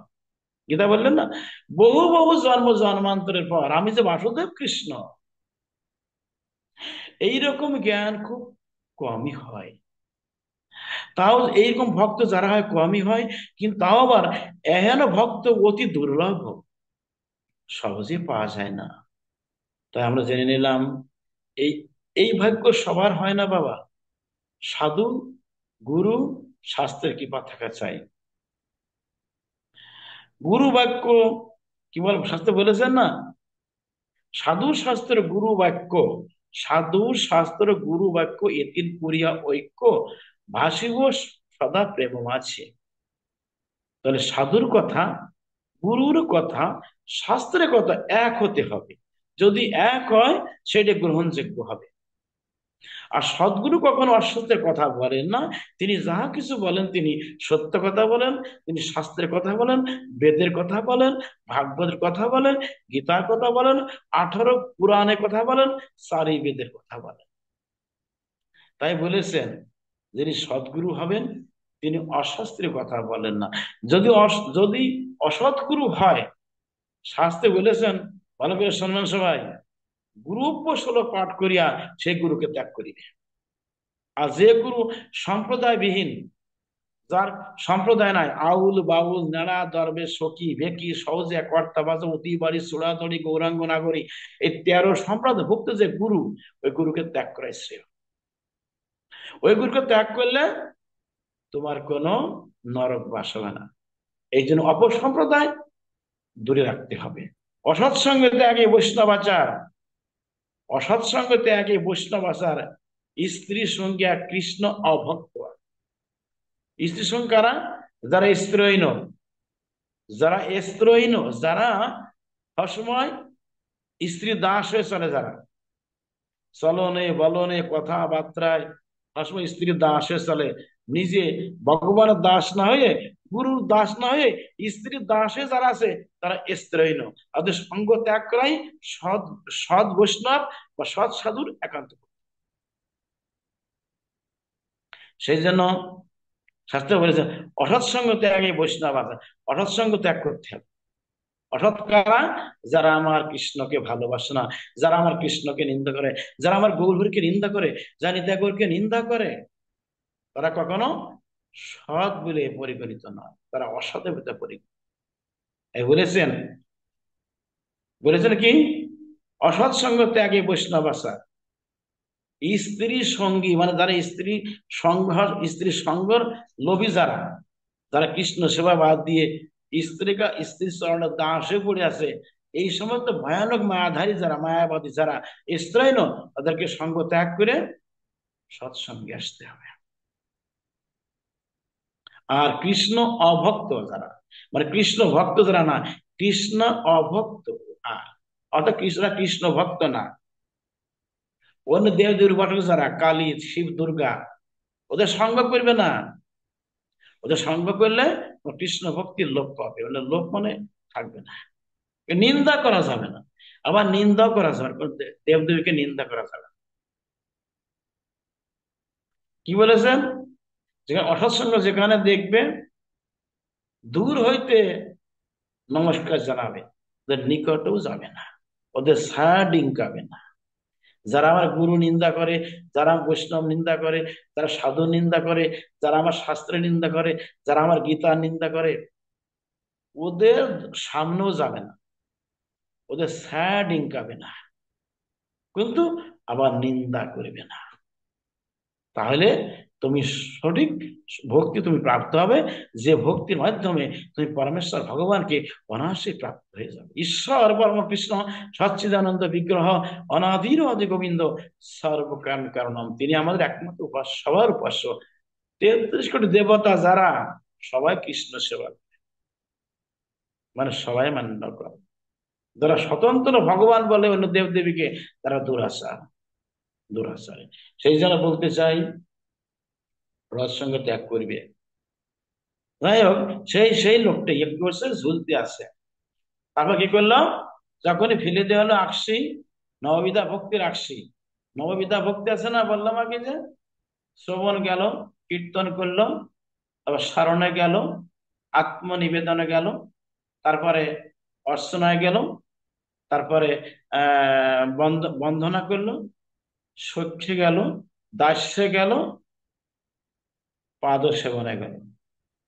এইবার যখন নববিধা ভক্তি যাজন হয়ে গেল, তখন আমার গোবিন্দের কৃপা হলো। তিনি গ্রন্থ রূপে এসে গেলেন, গুরু রূপে এসে গেলেন। আগে তো এসে গেছেনই, আগে এসে গেছেনই উপরে। সেই সংসারূপ যে গর্ত, এ গর্ত তো কুল কিনারা নাই, এত চওড়া কুল কিনারা নাই, সারা পৃথিবীটা কিন্তু গর্ত, সংসারে গর্ত। আর গোবিন্দ এবং গুরু এবং বৈষ্ণবগণ প্রেমের প্রেম ভক্তির যে আকশি, নববিধা ভক্তির আকশি ফেলে দিলেন। ধীরে ধীরে হঠাৎ করে যারা ভাগ্যবান, এই যে দিন আর রাতের যে ইঁদুরের যে ইঁদুরের যে মানে যে তৃণ, যে ঘাস শিকড় ধরে পড়িয়েছিল, হঠাৎ করে ছেড়ে দিয়ে ওই দড়ি ধরে বসলো। যখনই আকশি ধরে বসলো, তখন 3 জনের কৃপা হলো। শাস্ত্রে বলেছেন, গুরু বৈষ্ণব ভগবান তিনের স্মরণে হয় বিঘ্ন বিনাশন। বিঘ্ন বিনাশ হয়ে গেল, গুরু কৃপা হলো, গোবিন্দের কৃপা হলো, আবার শাস্ত্রের কৃপা হলো, এবং বৈষ্ণব কৃপা হয়ে গেল। তিনের কৃপায় জীব, যদি তিনের কৃপা না হয়, সে তো সারে খারে যায়। তিনের কৃপা, একজনের কৃপা হলো আর 2জনের কৃপা হলো না, সে যে সারে খারে যায়, তাদের কৃপা হয় না। এই জন্য কৃপা পেতে হলে গুরু ভজন করো, কৃষ্ণ সেবা করো, বৈষ্ণব সেবা করো। তাহলে বাবা, তুমি এই দুস্তর মায়া পারাবার পারবে অনায়াসেই। এই সঙ্গে সাগরটা হবে একেবারে একটা ছোট্ট খালের মতো, অনায়াসে পার হয়ে দিব্যধামে গিয়ে গোবিন্দের নিত্য সেবা বলতে হয়ে যাবে। হ্যাঁ, গোবিন্দ প্রাণ, গোবিন্দ বলতে বলতে সেই গোবিন্দ সনে পৌঁছে গিয়ে গোবিন্দের সেবা করবে অনন্ত কাল ধরে। হরে কৃষ্ণ, রাধে রাধে। যখন টান দিয়ে নিয়ে গেলেন, এদিকে যখন টান দিয়ে নিয়ে গেলেন সাধু, গুরু আর বৈষ্ণব, তখন কি হলো জানেন? ওই নর স্বর্গ, স্বর্গরূপ যে ব্যাঘ্র বা বাঘ, সে মুখটা বন্ধ করে মন খারাপ করে স্বর্গেই চলে গেল। আর তলে যে নরক, নরকরূপী যে নরকরূপী যে অজগর সর্প, সে মনে করলো কি, হায় হায় রে, আমার তোকে গ্রাস করা হলো না, নরকে আসবে, আনতে পারলাম না। স্বর্গ মনে করলো কি, ওকে স্বর্গে নেবো, তাও তো হলো না, ও তো একবার গোলক ধামে চলে যাচ্ছে, যেখানে গেলে ফিরে আসতে হয় না। শুধু কৃষ্ণ ভক্ত সজ্জন একটা কথা বলতে, এটা কি বাবা, সেটা হচ্ছে কি জানেন, কৃষ্ণ ভক্ত যারা, তারা স্বর্গও চায় না, এরা নরকও চায় না। পাপ পুণ্য দুই পরিবারে, এরা পাপও চায় না, এরা পুণ্য চায় না, এরা স্বর্গও চায় না, নরকও চায় না, এরা বৈকুণ্ঠ চায় না, এরা পঞ্চবিধ মুক্তি তাও চায় না। শাস্ত্রী, সালোক্য, সাধিজ্য, সামীপ্য আর সারূপ্য, অষ্ট সিদ্ধিরা চায় না। অনিমা, লঘিমা, ঈশিতা, বসিতা, প্রাকম্য, প্রাপ্তি, এরকম আটটা সিদ্ধি আছে। জলের পথে হাঁটা, শূন্যে বিচরণ করা, প্রাণে হিন্দে প্রাণ সঞ্চারণ করা, মানে একবার লঘু থেকে লঘু হওয়া। অনিমা, লঘিমা, লঘিমা মানে লঘু হওয়া। প্রাকাম্য, যে বস্তু মনে মনে কল্পনা করবে সামনে এসে হাজির হয়ে যাবে। প্রাপ্তি, যা কিছু মনে সামনে প্রাপ্তি হয়ে গেল, মানে এগুলো অলৌকিক কর্ম। এগুলো দেখালে কিন্তু ভগবানকে পাওয়া যায় না। কিন্তু এই অষ্টসিদ্ধি নবনিধি, এরা কিন্তু কৃষ্ণ ভক্তের পিছনে পিছনে ধাওয়া করে, এই জন্য ধাওয়া করে, হে কৃষ্ণ ভক্ত, তুমি কৃপা করে আমাদের নাও নাও নাও, গ্রহণ করো গ্রহণ করো গ্রহণ করো। কিন্তু কৃষ্ণ ভক্ত চায় না, কি জানি, যশমান, খ্যাতি লাভ হবে, কৃষ্ণকে ভুলে যেতে হবে, কৃষ্ণ সেবা হবে না, ভগবানের সেবা হবে না, গৌরীর সেবা হবে না। ওতে আমার আমার পূজা করবে সবাই, আমার অহংকার হবে, আভিজাত্য আসবে, চেষ্টা করবে, আমি কৃষ্ণকে হারাবো। এই হারানোর ভয় তো তারা এগুলো চায় না বাবা। তার একটাই চাই, যে ন ধনং ন জনং ন সুন্দরী কবিতাঙ্গ জগদীশ কাময়ে মম জন্মনি জন্মনীশ্বরে ভগবত ভক্তির অভিজ্ঞ ই। হে জগদীশ, হে কৃষ্ণজি, আমি ধন জন কবিতা সুন্দরী কিছুই চাই না। জন্মে জন্মে যেন তোমার ওই শ্রীপাদ পদ্মে আমার অহৈতুকী প্রেম আর ভক্তি থাকে। আমি তোমার চরণ সেবা ছাড়া কিছুই চাই না। আমি জাগতিক জগতে যশমান প্রতিষ্ঠা কিছুই চাই না। যে ধন পেলে তোমাকে হারাতে, আমি হারাতে হয়, সেই ধন আমি চাই না। আর যে যে যাকে পেলে, যে জিনিস পেলে তোমাকে হারাতে হবে, সেটা চাই না। আমি তোমাকে হারানোর ভয় আমি কিছুই চাই না প্রভু, তুমি কৃপা করে আমাকে তোমার চরণের দাস করে নাও প্রভু। তুমি যেখানে যাবে আমাকে সেটাই নিয়ে যাও। তোমার চরণ ছাড়া ছাড়া আমার মনে চায়, মনে করতে আসেন। আমার হোক না জানা ওরে যে সে কুলে, তোমায় জানো প্রভু আমি না যাই ভুলে। আমার হোক না জানো যে সে কুলে, তোমায় জানো প্রভু আমি, হে গোবিন্দ রে, হে গোপীনাথ, হে গোবিন্দ গোপীনাথ মদন মোহন, তোমায় জানো প্রভু আমি ভুলে না যাই। জন্মে জন্মে আমায় কৃপা করো প্রভু গো। তোমার এই নাম করতে যারা চোখের জলে আমার ভক্ত ভেসে যায়। তাই বলেছেন, আমার হোক না জন যে সে কুলে, তোমায় জানো প্রভু আমি না যাই ভুলে। আমার হোক না জানো যে সে কুলে, আমার হোক না জানো, আমার হোক না জানো কথা, তোমায় জানো, তোমার নাম যেন থাকে আমার হৃদয়ে গাথা। আমার হোক না জানো যথা তথা, তোমার বিহার ভূমিতে জন্ম দিও, হরি বল হরি বল। তোমার বিহার ভূমিতে আমার জন্ম দিও, তোমাদের সঙ্গে থাকবো বলি হানিতাই গৌরাঙ্গ।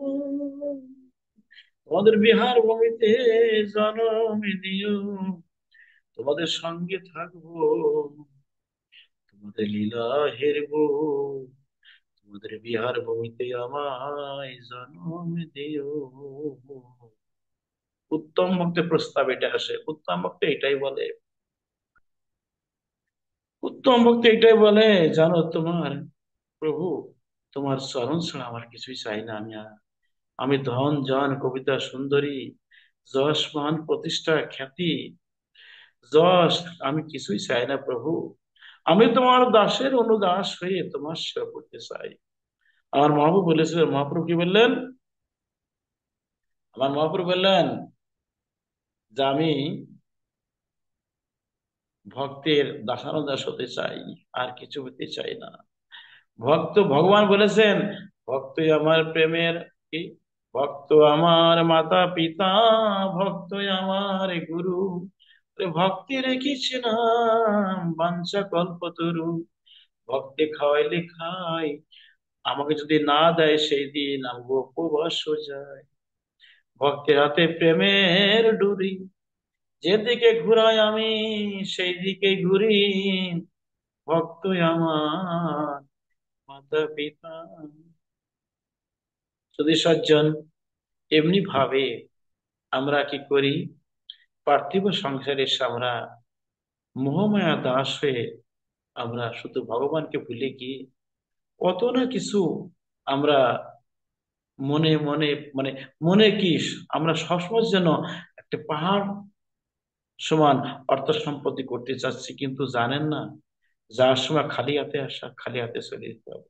মানুষ যখন সাঙ্গীতিক শ্মশানে নিয়ে যায় তখন হাত দোলা বলে কি, হে হাত দোলে না, এরকম দোলে, বলে কি, হে জগতের জীব, হে মানুষগণ, আমি খালি হাতে এসেছিলাম, আবার দেখো কোটিপতি হইও আমি আজকে 5টি পয়সা নিতে পারলাম না শ্মশানে, আমি খালি হাতে চলে যাচ্ছি। কোমরের তাগি তাও কে ছিঁড়ে দিয়েছে, আমি চলে যাচ্ছি। তোমরা জানো কৃষ্ণকে সেবা করো। রইল যে তোর সাদের ঘর বাড়ি, কেউ বা কাটে ঝাড়ের বাসে, কেউ বা পাকাই দড়ি, চার চলাতে স্কন্ধে করি বলবে হরি হরি। রইল রে তোর সাদের ঘর বাড়ি, এই নামটা খেয়েছো কত ক্ষীর আর ননি, সেই নামকে জ্বালিয়া দেবে জ্বলন্ত অগ্নি। হরি বল, হরি বল। বলছে, ননি মাখন ছানা তুমি খেয়েছো, কত কিছু উপভোগ করেছো বাবা, সেই নামকে জ্বালিয়ে দেবে তোমার বড় ছেলে, অগ্নি জ্বালিয়ে দেবে।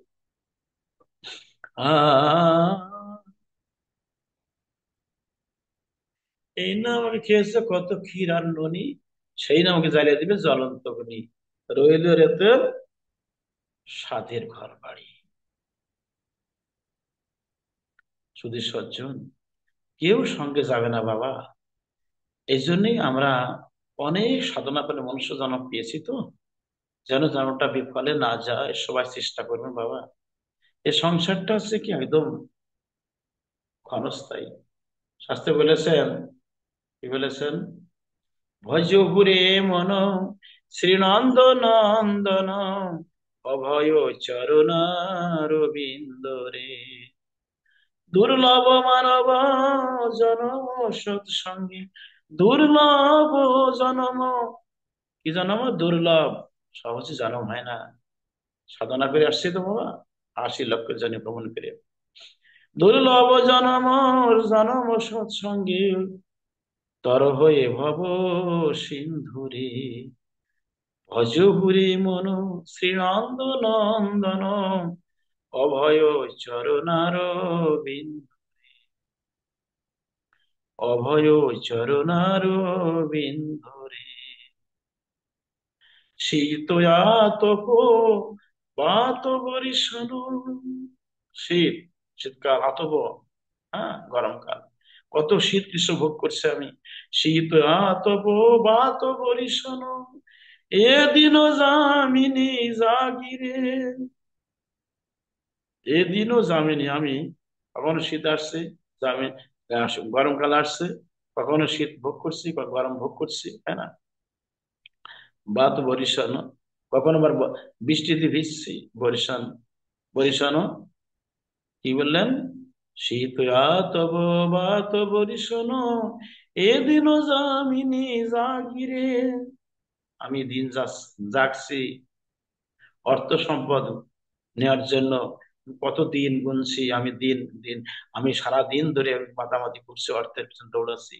রাত্রে ঘুম না, টাকা পয়সা, টাকা টাকা টাকা, সোনা দানা পাওয়ার জন্য উদ্গ্রীব হয়ে পড়ে আসছি। তাই বলেছেন এ গীতম, এ দিন জামিনী জাগিরে, আমি বিফলে সেবিন কৃপণ দুরজন, বিফলে সেবিন কৃপণ দুরজন।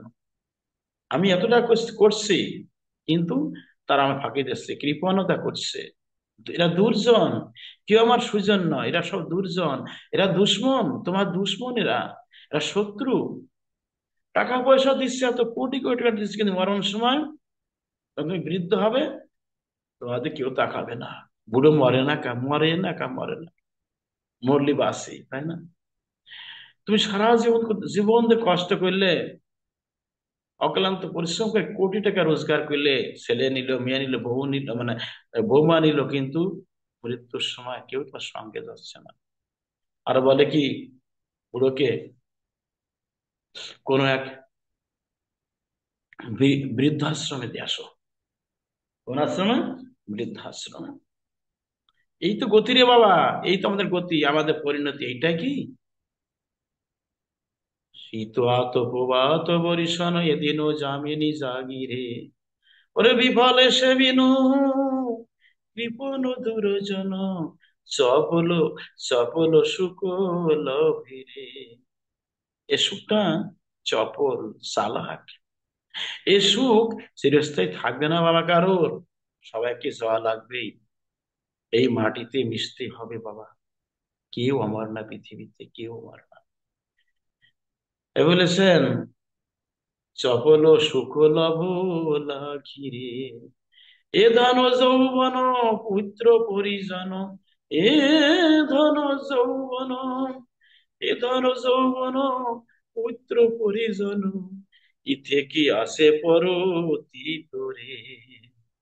আরে, নলিনী দল জল জীবন টলমল, ভজ হরি পদ নীতিরে। এ ধন যৌবন কেমন বাবা? এ ধন যৌবন পুত্র পরিজন, ইতে কি আসে পরতি তোরে। এরা সব তিতু। নলিনী দল জল, নলিনী মানে পদ্ম পাতা, পদ্ম ফুল, তাই না? পদ্ম পাতা যেমন, যেমন পদ্ম পাতা বা জল টলমল করে, টলমল করে, কোন ধাক্কা লেগে পড়ে যায়। আমাদের দেহটা পদ্মের পাতার মতো, আর এই যে পদ্ম পাতার শিশির বিন্দু পরমাত্মা। কখন যেন ধাক্কা লেগে পরমাত্মা চলে যায়, বলতে পারবেন কেউ? যখন সময় মৃত্যু হবে, পারবেন না, এনি টাইম চলে যেতে হবে। ওইটা, নলিনী দল জল জীবন টলমল, আমার জীবন টলমল করছে। মৃত্যু টলমল করছে, কখন যেন বেরিয়ে যায়, কখন যেন বেরিয়ে যায়, বেরিয়ে যায়। অর্থাৎ ওই শিশির বিন্দু যখন পড়ে, ধাক্কা লেগে পড়ে যাচ্ছে, কখন যেন চলে যায়। নলিনী দল জল জীবন টলমল, ভজ হরি পদ নীতিরে, ভজ হরি পদ, ভজ হরি পদ নীতিরে। তুমি হরি ভজন করো বাবা, তোমার সময় চলে যাচ্ছে, তুমি তুমি হরি ভজন করবে না? হে মন, হে দুষ্ট মন, তুমি সুস্থ হয়ে যাও, তুমি সুস্থ হয়ে তুমি কৃষ্ণ ভজন করো, তোমার এখনো সময় আছে বাবা। তোমার পথের কাণ্ডারে একমাত্র কৃষ্ণ ভগবান, গুরু ভগবান। তুমি একবার আশ্রয় করো তাকে, জীবনটা ক্ষণস্থায়ী ভাবো, সবকিছু ক্ষণভঙ্গুর ভেবে, অস্থায়ী ভেবে, টেম্পোরারি ভেবে তুমি উদাসীন থাকো, সংসারে কোনো মানে আসক্ত হইও না বাবা, আসক্ত হইও না। আসক্ত হয়েছো না, মরেছো, তোমাকে বারবার নরকে পাঠাবে যমরাজ। তাই বলেছেন, এ ধন যৌবন পুত্র পরিজন, ইতে কি আসে পরতি তোরে, ওরে নলিনী দল জল জীবন টলমল, ভজ হরি পদ নীতিরে, ভজ হরে মন শ্রীনন্দ নন্দন, অভয় চরণারবিন্দ রে, ভজহুরে মন, ভজহুরে মন, শ্রীনন্দ নন্দন, অভয় চরণারবিন্দ রে। শ্রবণ কীর্তন শরণ বন্দন। বাহ! কি হলো? শ্রবণ কীর্তন করো বাবা। আমি আগে বলেছিলাম না, আগে শ্রবণ করো। হে মন, তুমি শ্রবণ করো, কৃষ্ণ কথা শ্রবণ করো।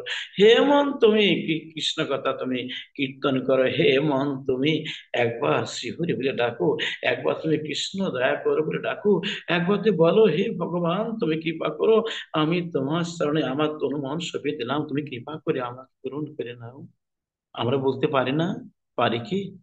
অবশ্যই পারি। একবার বলেই দেখুন না, দেখবেন ভগবান আপনাকে কত কৃপা করে।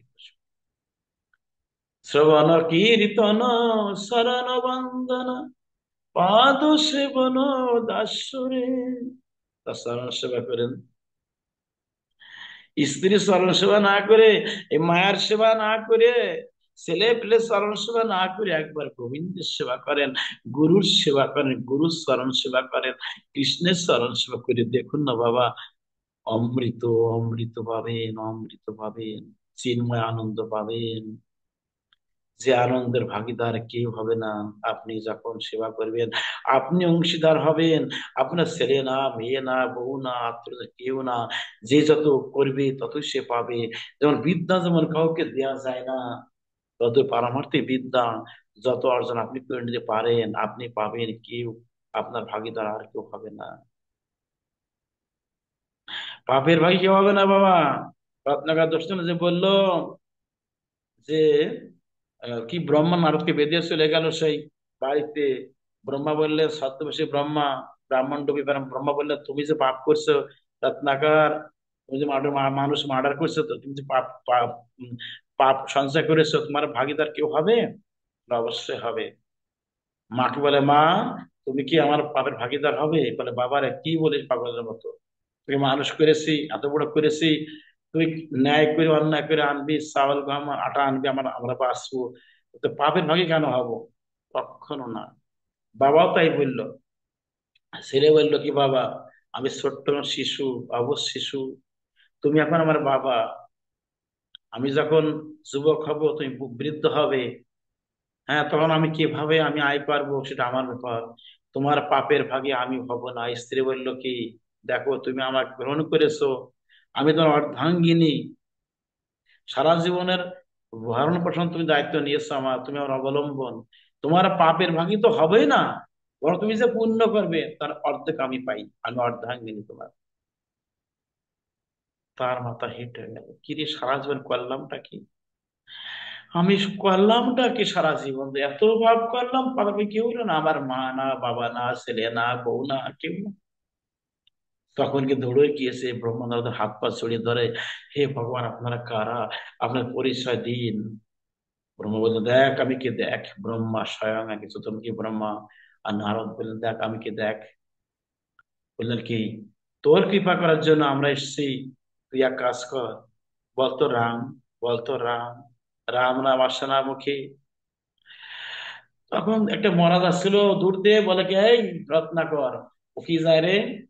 বলে, মরা, মরা, মরা। মরা পরে হলো মরা। মরা মরা করতে করতে পরে উল্টে গেল, রাম, রাম, রাম, রাম, রাম, রাম। সর্বত্যাগ কিছু করে এসে ত্যাগ করে এখন রাম নামের ভক্ত হয়ে গেল, রামের ভক্ত হয়ে গেল। 60,000 মানে বছর পর গিয়ে রাম অবতীর্ণ হবে না মাসে, হ্যাঁ ভালো কথা। রাম নাম করতে করতে বহু বছর কেটে গেল। সেখানে বাল্মীকি ডিবি করে ফেললো ভিতরে। ওই সময় ছিল অস্থিগত ভ্রান্ত, হাড়ে রাম নাম করছিল। একদিন নারদ আর ব্রহ্মাকে হাজির, বলছে, কি নারদ, রাম নাম করছে রত্নাকর মনে হয়, তারপর তো এটা খোলো তো, দেখতে পাই সেই, সে তো দিয়ে মাংস নাই, সেই হাড়ে হাড়ে রাম রাম বলছে। ব্রহ্মাকে বললেন, অমন করে জল ছিটিয়ে দিলেন, সঙ্গে সঙ্গেই তার সে দিব্য মূর্তি নিয়ে হাজির, প্রকট হয়ে গেল স্বয়ং বাল্মীক মুনি। অর্থাৎ ও ঢিবির থেকে, বল্লীর থেকে হলো বাল্মীক মুনি হয়ে গেল। শুধু সজ্জন, জীব মাত্রের সাধক, কর্ম মাত্রেই সাধনা। আপনার যে যে সাধনা করবেন অবশ্য সেটা পূর্ণ হবেই হবে, নির্ঘাত। কিন্তু মনে রাখবেন, আমাদের মনুষ্য জন্ম লাভ করেছে আমরা হেলায় হারিয়ে না দিয়ে আমাদের এখনই জাস্ট টাইম, নো কমপ্লেন। অনেকে বলে বৃদ্ধ হলে করব না, পথে গতি হবে, আর সময় নাই। যতই গোনো যায়, যতই গোনো যায়, আপনার ছেলে যাবে না, মেয়ে যাবে না, বউ যাবে না, কেউ যাবে না, যতই এগোনো যায় এগোন। যার বোঝা তার নিতে হবে, নেওয়া লাগবে।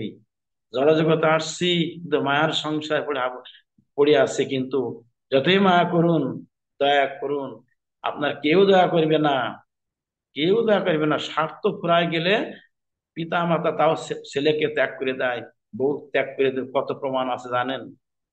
সেই জন্য এটাকে অসার জ্ঞান করে শুধু হম পথে চলতে হবে। এটা মায়ার সংসার।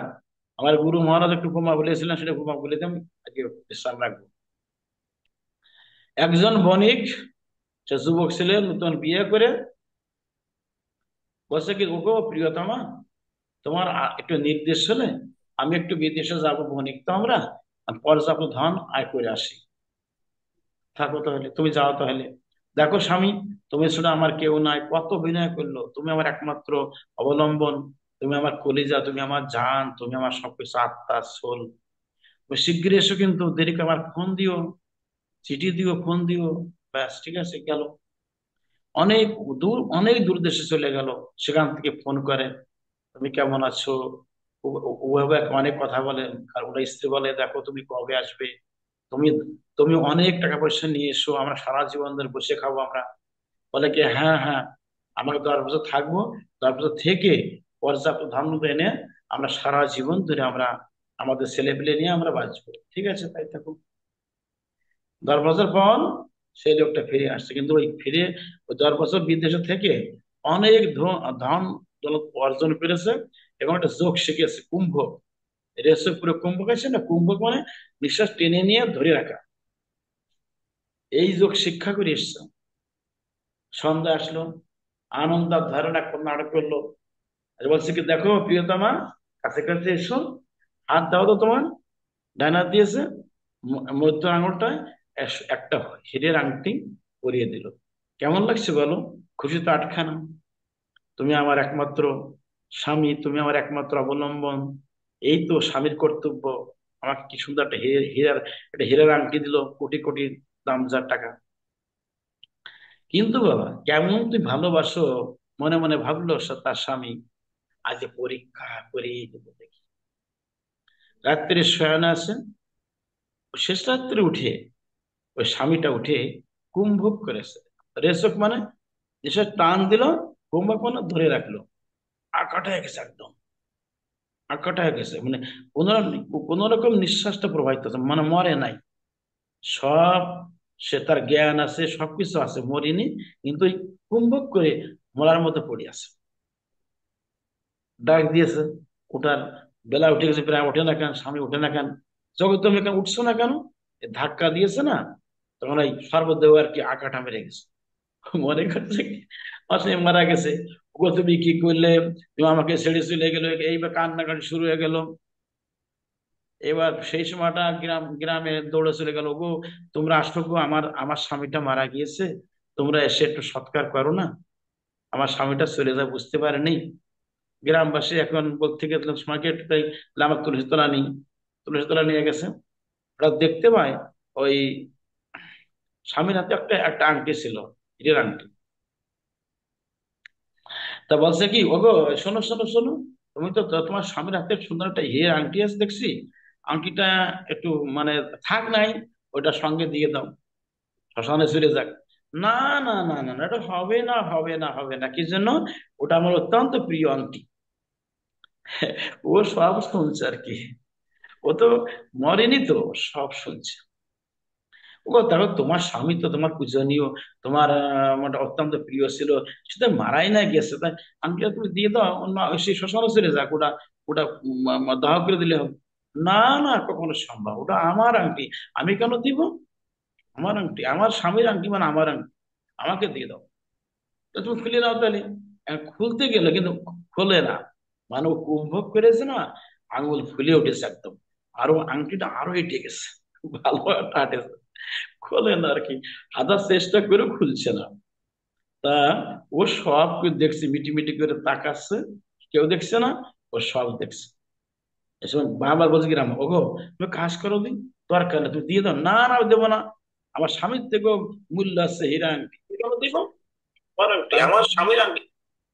তাই কি করলো, রান্নাঘরে গিয়ে বটি নিয়ে আসলো, বটি এনে যে কাটতে যাবে, স্বামীটা বলছে এই দাঁড়াও দাঁড়াও দাঁড়াও, তোমায় কষ্ট করে আঙুল কাটতে হবে না, আমি এখনই খুলে দিচ্ছি, দাও এই নাও এই নাও। যে কুম্ভক ছেড়ে দিল, সে যখন তোমার আঙুলটিকে চিকনে গেল, অনায়াসে খুলে বলছে কি, এই নাও আমার প্রিয়তমা স্ত্রী, তুই বললে যে তুমি আমার কলিজা, তুমি আমার জান, তুমি আমার মান, সামান্য একটা হীরের আংটি তুমি ত্যাগ করতে পারলে না, সোনার আংটি একটা, আর বলো কি আমার স্বামীর থেকে আমার আংটির মূল্য বেশি, তুমি আংটি নিয়ে থাকো, আমি এই যে বৃন্দাবনে চললাম। তারপরে সেই স্ত্রীকে ত্যাগ করে বৃন্দাবনে চলে গেল। তো কিছু বোঝা গেল, এ হচ্ছে আমাদের সংসার, শুধু চা পাওয়া, শুধু চা পাওয়া, স্বার্থ ফুরায় গেলে বন্ধু বেজারায়, স্ত্রী ত্যাগ করে চলে যায়, পিতা মাতাও ত্যাগ করে চলে যায়, স্বার্থের দুনিয়া, এই জন্য সবকিছু এটাকে অভিনয় মনে করে, এটাকে ভোজবাজি মনে করে, এটাকে নিশার স্বপন ভেবে, সংসারকে নিশার স্বপন ভেবে শুধু ভগবান গুরু গৌরাঙ্গের সেবা করে যান, এতেই মঙ্গল, এতেই কল্যাণ, কল্যাণ এতেই আত্মান্তিক কল্যাণ, আধ্যাত্মিক কল্যাণ সুনিশ্চিত হবে। হরে কৃষ্ণ, রাধে রাধে, সবার মঙ্গল হোক। আমি এখন কৃষ্ণ কথা বিশ্রাম রাখছি, আর বাবাজি দেব্রত বাবু নেই কথা বলবেন। রাধে রাধে রাধে রাধে রাধে রাধে, সকলে মঙ্গল হোক। বাবা কথা বলো। রাধে রাধে। রাধে জয় রাধে। নিতাই, জয় গৌর। উপস্থিত আজকের অনলাইন ভাগবত আলোচনায় সকল ভক্তবৃন্দর চরণে আমার পুনরায় ধন্যবাদ, প্রণতি নিবেদন করি। আজকের আমাদের এই 35তম দিনে ভাগবত আলোচনার বিষয় ছিল যে উম, আমাদের ভবকূপে পতিত জীবের গতি, এখান থেকে আমরা কিভাবে উদ্ধার পাই সে বিষয়ে আমাদের আহ, গুরুত্বপূর্ণ প্রবচন রাখলেন আমাদের পরমানন্দ বাবাজি। আমরা তার উপদেশ এবং নির্দেশ এবং আলোচনা থেকে এতটুকু উপনীত হতে পেরেছি যে আমাদের ঠিক আছে। গুরু পাদ পদ্মে অবশ্যই শ্রদ্ধা ভক্তি থাকতে হবে, নিজেদের ঐকান্তিক চেষ্টা থাকতে হবে, এবং আমাদের হিংসা দেশ এবং আমাদের পারিপার্শ্বিকতা থেকে আহ, মুক্ত হতে হবে, এবং আমাদের শ্রী গৌর গোবিন্দের চরণে, শ্রী গুরুর চরণে শরণাগতি থাকতে হবে। এই বিষয়টা আমরা একটু উপলব্ধি করতে পারি। তো আসলে আমাদের যদি জ্ঞান অর্জন করতে হয়, কৃষ্ণ তত্ত্ববেত্তা গুরুর চরণে আমাদের পাদ পদ্মে শরণ নিতে হবে। কারণ বাস্তব জগতেও কিছু শিখতে হলে, কোনো কিছু জানতে হলে যথাযথ গুরুর প্রয়োজন হয়। যেমন আমি স্কুলের ছাত্র যখন, তখন আমাকে ভালো অঙ্ক শিখতে হলে ভালো অঙ্ক টিচারের কাছে যেতে হবে, ভালো ইংরেজি শিখতে হলে ইংরেজি শিক্ষকের কাছে যেতে হবে। তেমনি এরকম বিষয়ভিত্তিক যদি আমরা জানতে চাই, বিষয়ভিত্তিক এক্সপার্টের কাছে যেতে হবে। যেমন আমাদের যদি মেডিসিনের সমস্যা হয় মেডিসিনের ডাক্তারের কাছে যাই, হার্টের সমস্যা হলে হার্টের সমস্যার কাছে যাই, তদ্রূপ আমাদের এই ভবকূপের থেকে উদ্ধার হতে গেলে, আমাদের এই আধ্যাত্মিক পরমাত্মিক জ্ঞান লাভ করতে হলে তত্ত্ববেত্তা কৃষ্ণের গুরুর অবশ্যই আমাদের আশ্রয় নিতে হবে। জয় নিতাই, জয় গৌর। আজকে আমাদের এই 35তম দিনে যে আলোচনা হলো, স- কিঞ্চিত সবার উপকারে আসলে আমাদের এই ক্ষুদ্র আয়োজন সার্থক হবে। শ্রী শ্রী গোপাল যুবাশ্রম কিশোরডুবি মাগুরা কর্তৃক যে সাপ্তাহিক মঙ্গলবারে আমাদের বাংলাদেশ সময় রাত্র 8:30টায় যে আলোচনা হয়ে থাকে, বাবাজি আমাদের সাথে সংযুক্ত থাকেন এবং তার গুরুত্বপূর্ণ শাস্ত্রজ্ঞান সমৃদ্ধ জ্ঞান আমাদের সাথে শেয়ার করেন, আমরা তাতে উপকৃত হই। এবং আমাদের প্রতি সপ্তাহে শুক্রবারে আমাদের সাপ্তাহিক গীতা অনুশীলন হয়ে থাকে। আপনারা সবাই এভাবে যোগদান করবেন, আমাদের সাথে থাকবেন। এবং বারবার বাবাজি আলোচনা করছে যে ভক্ত সঙ্গ, বৈষ্ণব সঙ্গ, গুরু কৃপা, এবং তারপরে আমার সেই কৃষ্ণের সেবা, এই গুরু বৈষ্ণব ভগবানের তিনের সেবা যদি আমি করতে পারি, তিনের শরণ যদি থাকতে পারি, তাহলে আমরা অনেক বিঘ্ন নাশ আমাদের হবে, এই প্রত্যাশা রাখি। আর আপনাদের কাছে করজোড়ে ক্ষমা প্রার্থনা করি। অনেক ভিডিও আমাদের ইউটিউবে দিতে পারি নাই, আমি ক্ষমা সুন্দর দৃষ্টিতে দেখবেন। আমি আস্তে আস্তে আজকে দুইটা দিয়েছি। আহ, গত প্রায় 1 মাস ধরে প্রচণ্ড পরিমাণে কাজের চাপ, বিভিন্ন কারণে আমি ব্যস্ত ছিলাম। আহ, তো আপনি আবারও আপনাদের কাছে করজোড়ে আপনাদের চরণে ক্ষমা প্রার্থী, ক্ষমা সুন্দর দৃষ্টিতে দেখবেন। আমি এখন থেকে আস্তে আস্তে আবার চেষ্টা করব দেওয়ার জন্যে। আর আমাদের জন্য আশীর্বাদ করবেন। এবং এই শ্রী শ্রী গোপালজি আশ্রমের কেশরডুবি মাগুরা কর্তৃক এই অনলাইন ভক্ত সংঘ যেন সারা বিশ্বময় এর খ্যাতি ছড়িয়ে যায়, এবং যার এই ভক্ত সংঘের মাধ্যমে যেন অনেক বৈষ্ণবের সংস্পর্শ যেন আমরা পাই, আপনাদের চরণধুলি থেকে যেন বঞ্চিত না হই, এই প্রার্থনা বারবার করি। জয় নিতাই, জয় গৌর। আজকে এখানে আমরা বিশ্রাম দিচ্ছি। আর যদি কোনো আজকের পাঠ বিষয়ে উম, যদি কোনো ভক্তবৃন্দর মূল্যবান পরামর্শ থেকে থাকে, প্রশ্ন থেকে থাকে, আজকের পাঠের ভিত্তিতে সেই প্রশ্ন করবেন। সবাইকে এই অনুরোধ করছি, আপনারা যার যার মতো আনমিউট করে একটু কথা বলবেন। জয় নিতাই, বাবাজির সাথে একটু কথা বলবেন। জয় নিতাই। কোনো ভক্তবৃন্দের প্রশ্ন আছে আহ, কি? দাদা প্রশ্ন আছে একটু, বাবার কাছে প্রশ্ন আছে। তো খুব ভালো লাগে দাদা। আপনাকে হ্যাঁ, আমি খুঁজে পাচ্ছি না কেন, আপনাকে আমি একটু শেয়ার করতে চাই, হ্যাঁ, পেয়েছি। তো আপনি বাবাজির কাছে একটু প্রশ্ন করবেন, আহ, এ, সংক্ষিপ্ত আকারে। আমরা যেহেতু অধিক রাত হয়েছে, আমরা প্রশ্নের উত্তর মাধ্যমে শেষ করবো। যায়নি তাই। হ্যাঁ, ভালো আছি। হ্যালো বাবা। আহ, বাবা, আপনার চরণ পদপদ্মে দণ্ডবত প্রণাম বাবা প্রথমে। আচ্ছা, ঠিক আছে, ঠিক আছে। বাবা, ওই হুম, হুম। আজকের আলোচনার প্রসঙ্গে দু একটা প্রশ্ন জাগছে আমার। সেটা হলো যে আপনি ওই যে অষ্টসিদ্ধির কথা বলেছেন। এখন ভক্ত তো আমরা মোটামুটি 3 প্রকার জানি, যে জ্ঞানী ভক্ত, যোগী আছে, আর আছে ভক্ত।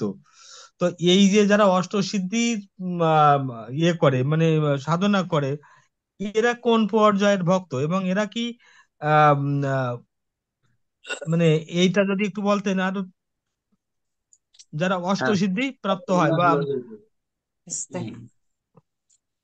আচ্ছা, সেটা বলছি বা শাস্ত্রে বলেছেন যে এই যে অষ্টসিদ্ধি, নবনিধি এবং পঞ্চবিধ হ্যাঁ, মুক্তি, এগুলো কিন্তু হ্যাঁ, বিশুদ্ধ কৃষ্ণ ভক্তি এর প্রত্যাশী নয়, আশা করেন না। যেহেতু এটা আচ্ছা, একটা, আচ্ছা, এগুলো এগুলো পেলে তার একটা ই আছে, মানে এর একটা সমাপ্তি আছে, একটা আচ্ছা, তাহলে সমাপ্তি আছে বাবা। তার মানে যেমন আমি আমি বলছি বা, যেমন 1,000 টাকা নিয়ে কোনো মেলায় গেলাম, মেলায় গিয়ে আমি সবকিছু অনেক কিছু কেনাকাটা করবো, আর পুঁজি কিনতে হবে 1,000 টাকা। যখন সব হুম শেষ হুম, হয়ে গেল, আমাকে মেলায় থাকবো না, আমি ফিরে বাড়ি আসবো। তদ্রুপ হ্যাঁ, হ্যাঁ, ভাবে এই অষ্টসিদ্ধি, নবনিধি, এগুলো পেলে এবার তাকে আবার ফিরে আসতে হয়, তার মানে আবার এটা থাকবে। অনিত্য প্রাপ্তি, অনিত্য প্রাপ্তি, অনিত্য প্রাপ্তি না, এটা অনিত্য প্রাপ্তি, হ্যাঁ, নিত্য প্রাপ্তি না বাবা। আর নিত্য হ্যাঁ, প্রাপ্তি একমাত্র ওই সেই মহাপ্রভু সেই চতুর্থ শ্লোক আছে না, ন ধনং ন জনং ন সুন্দরী হ্যাঁ, হ্যাঁ, ভবিতা হ্যাঁ, হয়ে মম জন্মনি জন্মনেশ্বরে ভবতা ভোগ্য হইতো, এক কথা তো বলছে। এই জন্য কৃষ্ণ ভক্ত কখনো অষ্টসিদ্ধি এটা চান না। এটা হচ্ছে একটা, এগুলো হচ্ছে কি নিজের, হরে কৃষ্ণ, কখনো তিনি বাবা, দেখা বাবা, যাচ্ছে না লাইনটা কেন? একটু একটু লাইনটা একটু ইয়ে হয়ে গেছে বাবা। লাইনটা কি হলো? ওই মাঝে একটা ফোন আসছিল, ওই ফোন। বাবা কই হুম, গো? বাবা দেবব্রত, এই তো, বাবা একটু সমস্যা হয়ে গেছে। এবার দেখা যাচ্ছে? দেখা তো যাচ্ছে না বাবা। হ্যাঁ, হ্যাঁ, ঠিক আছে বাবা। বাবা, হ্যাঁ, তো ওটা তো মোটামুটি বুঝলাম। আর একটা বিষয় প্রশ্ন জাগছে, যে মানুষের কর্মফল তথা প্রারব্ধ অনুসারে সে জন্মগ্রহণ করে, জন্মগ্রহণ করে, এবং সেই প্রারব্ধ যতদিন তার শেষ না হয় ততদিন পর্যন্ত সেই এই অনিত্য এই জগতে জন্ম মৃত্যু এই চক্রে ঘুরতে থাকে। এই তো হ্যাঁ, বিষয়টা, হ্যাঁ। প্রারব্ধ যতদিন থাকে। তারপরে তার প্রারব্ধ যখন শেষ হয়ে যায়, তখন আর তোর কর্মফল যখন আর তার ভোগ করার থাকে না, মানে কর্মফল শেষ হয়ে যায়, তখন সে তার সাধনার দ্বারা ভগবানের নিত্যধামে চলে চলে যায়। হুম, কিন্তু হুম, হুম। আহ তাহলে মানুষ যে ওই যে স্বর্গে যাচ্ছে এবং নরকে যাচ্ছে, আবার এই ভৌম জগতেও তার কর্মফল ভোগ করছে, তাহলে স্বর্গে কখন যাচ্ছে আর নরকে কখন যাচ্ছে, এই বিষয়টা যদি একটু পরিষ্কার করে বলতেন। তো স্বর্গে কখন যায়? স্বর্গে যাচ্ছে কখন? যখন স্বর্গ কামনা করছে। অনেকে স্বর্গে যায় না, হুম। স্বর্গে তো হ্যাঁ। স্বর্গ তো অপবর্গ। স্বর্গ হচ্ছে অপবর্গ, ঠিক আছে? হুম স্বর্গ হুম। শাস্ত্রে বলেছে পাপ পুণ্য দুই পরিহরি। পাপ হ্যাঁ পুণ্য, হ্যাঁ। এরা এরা পাপও চায় না, পুণ্য চায় না। পুণ্য করে লাভটা কি? পুণ্য করে ধরলাম স্বর্গে গেলাম, স্বর্গে গিয়ে আমি অনেক উপভোগ করলাম, নন্দন কানন পেলাম, অপ্সরীদের পেলাম, ভোগ করলাম, ভোগ করে কিন্তু থাকা যাবে না বাবা, সেখান থেকে চলে না। আসতে হবে। হুম, আগে চলে সে আসতে কোথায়, হবে। তো সেখান থেকে ফিরে আসতে হুম। হবে গীতার কথাই। যখন পুণ্য যখন শেষ হবে, গাড়ি ধাক্কা মারি ফেলে দেবে, যা আবার খাটনি খেটে আয়, যা আবার সংসারে যা, নরকে যা, মানে সে যা, সংসার কুণ্ড, সংসার এবং নরকে ভোগ করে আয়। তারপরে কি হবে? জন্মতে চক্রে ঘুরতে হবে, ঠিক আছে বাবাজি? হ্যাঁ হ্যাঁ। ওই কখনো হুম। বৃক্ষাদি, কখনো গুলমলতা, কখনো সরীসৃপ জন্তু, কখনো হ্যাঁ মানে হ্যাঁ। বিভিন্ন জন্তু, সব জীব জন্তু হতে হবে, তারপর হুম লাস্টে হুম। মানব জন্ম আসবে। হুম তখন যদি কোনো সদ্গুরুর চরণ সান্নিধ্য পায়, তো আমি বলে হুম। গেছি কিন্তু ব্রহ্মাণ্ড ভ্রমিতে ভ্রমিতে কোনো ভাগ্যবান জীব গুরু হুম কৃষ্ণ প্রসাদে পাই ভক্তি লতা বীজ, তাতে কৃষ্ণ হুম। ভজে করে গুরুর সেবন, মায়া হুম যা ছুটে পায় পায় কৃষ্ণের চরণ। হুম। কৃষ্ণকে হুম। পেলে তো আর সাহাবা থাকে না বাবা, তাকে আর আসতে হবে হ্যাঁ না। হ্যাঁ, সেটাই। হ্যাঁ হ্যাঁ, তাকে আসতে হবে না বাবা, একবারে তার সেই নিত্য ধামে চলে যাবে। নিত্য কোনটা? হ্যাঁ হ্যাঁ। গোলক ধাম, গোলকধাম। যেখানে হুম। আর বাবা ফিরে আর আসা। হুম, বাবা একটা প্রশ্ন হলো যে হুম। বৈকুণ্ঠে যখন গতি হয়, মানে পঞ্চবিধ মুক্তি পেয়ে যখন বৈকুণ্ঠে গতি হয়, তখন কি কোনো সেবা থাকে, ভগবত সেবা থাকে কিনা? না, না থাকে না। থাকে না। হুম কি থাকে না? তোমার সে সিনিয়র পুতুল হয়ে যায়। যেমন সিনিয়র পুতুল, যেমন হুম। যেমন হুম সিনিয়র পুতুল যদি কেউ হয়ে যায়, চিনি হুম। কেমন সে বুঝতে পারে না, ঠিক আছে বা? হুম হুম। এই হুম জন্যই কখনো দেখা যাচ্ছে বৈকুণ্ঠে গেল, নারায়ণ হয়ে গেল। আর হুম। সারূপ্য কি? স প্লাস রূপ, মানে হুম ভগবানের হুম। রূপ প্রাপ্ত হওয়া যায়, সারূপ্য। মানে নারায়ণের ওই ঐশ্বর্যের যে রূপটা, ওই হ্যাঁ, হ্যাঁ, হ্যাঁ, রূপে সারূপ্য প্রাপ্তি, মানে ওই ওই রূপটা প্রাপ্ত হয়। হ্যাঁ, প্রাপ্ত হয়, সারূপ্য, হ্যাঁ, ঠিক। আর সারূপ্য মুক্তি যেটা। সাজুজ্য কি? হ্যাঁ, মানে নারায়ণের যে ঐশ্বর্য, এটা প্রাপ্ত সম ঐশ্বর্য, সাজুজ্য, মানে ঠিক আছে? সম আর ঐশ্বর্য লাভ করে। ঐশ্বর্য এই লাভ তো। করে। স্বরূপ কি? হ্যাঁ নারায়ণের সমীপে বাস, হ্যাঁ, সমীপ, সমীপ বাস। সমীপ। হুম হুম। এরকম পঞ্চবিধ মুক্তি লাভ করেও কিন্তু সে কিন্তু আর নিজের সালোক্য থাকলো, নিজের আর শাস্তি, শালোক্য হ্যাঁ, হলো মানে সমলোক প্রাপ্ত। এই তো হ্যাঁ, বাবা। হ্যাঁ, সে নিজে সেব্য হয়ে গেল। কিন্তু হ্যাঁ হ্যাঁ। অসীম ভগবান চান সসীম ভক্তকে, আর সসীম হুম। ভক্ত চান অসীম ভগবানকে। হ্যাঁ হ্যাঁ। এই বাবা এই- তাহলে আমার প্রশ্ন হলো যে হুম? এখান থেকে কি আর তার উত্তরণের, মানে এখান থেকে তার আর ঊর্ধ্বগতি কি হতে পারে না তাহলে? না, না, মানে তার হবে না, বৈকুণ্ঠ তার থেকে হবে কি না। সে আর বৈকুণ্ঠ থেকে আছে গোলকে যেতে পারবে না কখনো? সাধন না, ভজন না, সে করার পারবে সুযোগ না। নেই? তাকে পারবে আবার না? তাকে আবার সাধনা শুরু করতে হবে, ও হ্যাঁ। নিষ্কাম তা হতে ওখান হবে, তা নিষ্কাম হবে। সাধনা, বাবা সাধনা করতে গেলে তো আমার মর্ত্যলোকে মনুষ্য রূপে জন্ম, দেহ লাভ করতে হবে। রাইট, রাইট, তাই তো? রাইট। ঠিক, ঠিক, ঠিক, ঠিক। বাহ, বাবা তাকে আর আবার একটা মর্ত শেষ প্রশ্ন বাবা, হবে। অনেক সময় নষ্ট করবো না, আর একটা প্রশ্ন হলো এই যে হ্যাঁ, কান্তারতি এবং ভাবল্লাসা রতি, এই দুটো রতির বিষয়ে যদি একটু বলতেন। কান্তারতি বাবা এবং ভাবল্লাসা রতি। রাধারানীর বিষয় তো, ও রাধারানীর তো সীমাবদ্ধতা আছে, কান্তারতি, হ্যাঁ। হুম। কান্তবের একমাত্র মানে কান্তবের অধিকারী একমাত্র আমার শ্রীমৎ রাধিকাই বাবা, অন্য কেহ নয়। এই আচ্ছা যে বিশাল তত্ত্ব বাবা, এটা গভীর তত্ত্ব এবং অত্যন্ত নিবিড় তত্ত্ব, নিগুড় তত্ত্ব এটা। বাবা, রাধারানী ছাড়া এ কেউ কান বুঝতে পারে না। হ্যাঁ বাবা, কান্ত, কান্তারতি সাধারণ সখীদের মধ্যে কান্তারতি আছে, সমস্ত সখীদের মধ্যে, কিন্তু ভাবল্লাসা রতিটা সম্ভবত যারা মঞ্জরি স্বরূপা, যে গোপীরা, এদের বোধহয় ভাবল্লাসা রতি এরকম বিষয় আছে কিনা?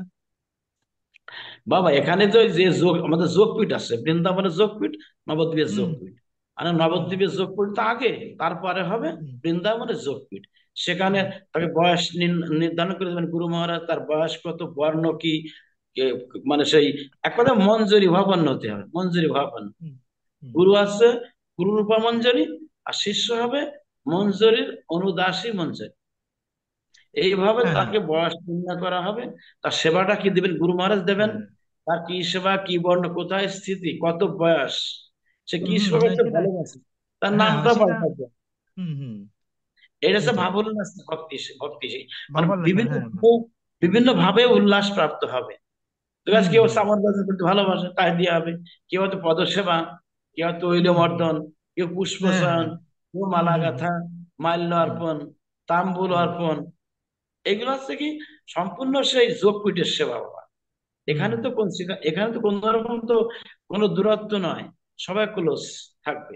এবং হুম। রাধারানী এবং দাসী হয়ে হ্যাঁ, থাকবে, তার সেবা করতে হবে। রাধারানীর দাসী, সবাই রাধারানীর দাসীর দাসী। এই দাসের দাসী, এবং অনুদাসী দাসীর অনুদাসী। দাসী। এই ঠিক আছে। তো এই এই বিষয়টা একবার গুরুদের কাছ থেকে শুনে নিতে হবে, নির্জনে এবং হুম খুব গোপনে। এগুলো লিখেও দিতে হুম দেবে গুরুদেব, হ্যাঁ। তোমার সেবা হুম কি, বর্ণটা কি, তোমার এগুলো সব গুরুদেব লিখে দেবেন, বলে দেবেন না। হুম এবং ওইটা কিন্তু ভজন, ওইটা ওইটা হচ্ছে উচ্চাঙ্গের ভজন বাবা। হুম হুম। বুঝিতে এটা তো এটা এটা তো রাগানুগা মানে রাগাত্তিকা ভজনে ঠিক এটা আর ঠিক কি। বলে, এটা সম্প্রদায় বাবা, আর ঘাটতে একটা বিষয় আমার প্রশ্ন জাগে, সেটা হলো এই রাগাত্তিকা ভজন এবং স্বরূপের, যারা স্বরূপের ভজন করে, স্বরূপের ভজন এবং রাগাত্তিকা ভজন, এটা কি এক বাবা? আবার স্বরূপ আর ওই একই জিনিস, একই জিনিস। একই জিনিস। স্বরূপ হুম। মানে আচ্ছা। ওই ওই পারমার্থিক যে স্বরূপটা কি, তার স্বরূপ মানে তার রূপটা কি কি আছে, সে হুম তার হুম। নামটা কি, তার স্থিতি কোথায়, তার আচ্ছা, মানে হ্যাঁ, বুঝতে পেরেছি এক বাবা। ঠিক আছে। বাবা বুঝতে পেরেছি। জয়নিতাই, বৎসন্দ। হ্যাঁ। জয়নিতাই। আহ, বাবাজি, হুম। আপনাকে অশেষ, আপনার কাছে কৃতজ্ঞতা এবং আপনার চরণে আবারও দণ্ডবত প্রণতি নিবেদন করি। আর আমার দেবুদার চরণও দণ্ডবত প্রণতি নিবেদন করি।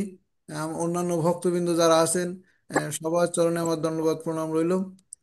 আজকে দেবুদা আমাদের খুব গুরুত্বপূর্ণ প্রশ্ন রাখছে যে ভক্তি জগতে ভক্তি রসের বিষয়ে আমাদের গূঢ় তত্ত্ব সম্পর্কে গভীরে যে বিষয়গুলো আছে উনি উদ্ভাবন করতে পারেন, যে বিষয়টা আমাদের দ্বারা সম্ভব হয় না। আর উনি আমাদের ওই প্রশ্ন উত্তর মাধ্যমে আমাদেরকে সে পথে অগ্রগামী করছেন, তাকেও অশেষ ধন্যবাদ দিই। জয়নিতাই। আজকে আমাদের উপস্থিত অনেক ভক্তবৃন্দ আছে, অন্য কোনো ভক্তবৃন্দ যদি প্রশ্ন করেন একটু সংক্ষিপ্ত করে শেষ করবেন, নাহলে আজকে এখানে আমরা জয়রাধে। বিশ্রাম দিতে পারি। জয়নিতাই। জয়রাধে, আমি একটু দাদুর সাথে কথা বলতে চাই। আপনি কে? আপনার আহ, আপনার কথা বলেন আপনি। আমি দাদুকে দেখতে পাচ্ছি না তো। হ্যাঁ, এই পাচ্ছেন মনে হয়। না, হ্যাঁ, আমার যে কথা। আমি মনের দেখতে মনের পাচ্ছি না মানুষটা তো। কই? রাধে রাধে, ভালো আছো দাদু? আমার সোনালি, কেমন? ভালো বলো তো আছি, তুমি দিদি। কেমন আছো? গুরু কৃপা আছি, ভালো আছি। তোমার বাবাজি কেমন আছে দিদি ভাই? ভালো আছো? বাবার কোমরে খুব ব্যথা, আজকে ডাক্তার দেখাতে গেছে রানাঘাটে। ডাক্তার দেখিয়েছে? আসেনি ও, আবার কালকে রক্ত পরীক্ষা একটা পরীক্ষা আছে। আসেনি এখন? সেই পরীক্ষাটা করে তারপরে সূর্যকান্ত কালকে আসছে? ফিরবে। সূর্যকান্ত আসছে? কাকা হচ্ছে শান্তিপুর গেছে, আশ্রমে আসেনি। আমি অনেকে শুনেছি, আমাকে বলেছে, বাবা বলেছে, অনেক ঘটনা ঘটেছে আর কি। দেখ ওটা এই, মোটামুটি আমি থেকে সমাধান হয়ে যাবে, আসলে ওটাই রাগারাগি তুমি করে করলে। আসো, তুমি আসো, আমি যাবো তো অবশ্যই। তাড়াতাড়ি আমার দাদা, আসো। আমার সখা কোথায়, সখা কোথায় গিয়েছে, আমার সখা, প্রাণের সখা? প্রাণের সকাল শুয়ে পড়েছে। তুমি আমার সখী, তাই তো? সখী তো আছে। এই জন্য আমি দেখে বসে আছি। হ্যাঁ, তোমার সঙ্গে কথা হয় না অনেকদিন। হয় দিদি, কেমন সত্যিকারে ঠান্ডা পড়েছে ভালো ওখানে? থাকবে। হ্যাঁ, যাক, ভালো লাগলো। হ্যাঁ, বলছি ঠান্ডা কেমন আমি আবার ওই পড়েছে পাটা ওখানে? পাঠে গেছিলাম। আমার গ্রামের পরে পাঠ ছিল, পাঠ করে এসে এই পাঠ আমি ওই অনলাইনে বসছি আর কি, 2 জায়গায় পাঠ হয়েছে। হ্যাঁ। আর আমি শোনো, ও, আমি বিশাল লাগাচ্ছি, বিশাল লাগালেই রাধারানী আমি দ্রুত হুম। তোমার কাছে চলে আসবো। অতি দ্রুত তোমার হাতখানা দাও, আমি হাত ধরে বলছি। ভালো। আচ্ছা ধরো, ঠিক আছে। দিয়ে রাখছি। আচ্ছা ঠিক আছে। তাড়াতাড়ি আসো, রাত্রি তাড়াতাড়ি আসবে। তুমি রাত্রির খাওয়া করেছো? সেবা করেছো? হ্যাঁ, খাওন। আমি পাঠ শুনতে শুনতে প্রসাদ পেয়েছি। আরে বাবা, তোমাকে সাধুবাদ জানাই। তোমার কথা মনে পড়ে বারবার, কিন্তু মনে পড়লে কি হবে, আমি ভিসা পাচ্ছি না, ভিসা পেয়ে যাবেন তাড়াতাড়ি। ওদিকে সবাই ভালো আছে তাড়াতাড়ি, না? আমাদের হ্যাঁ পালিত সবাই সবাই ভালো আছেন। তুমি একটু তাড়াতাড়ি আসো এখানে। আসবেন তাড়াতাড়ি। তোমার কথা মনে পড়লে আমি থাকতে পারি না, আমি আসবো না, তাড়াতাড়ি আসবো তাহলে। আচ্ছা ঠিক আছে। এবার হাসির কান্ড বলবে। আপনি রেখে কি করবে?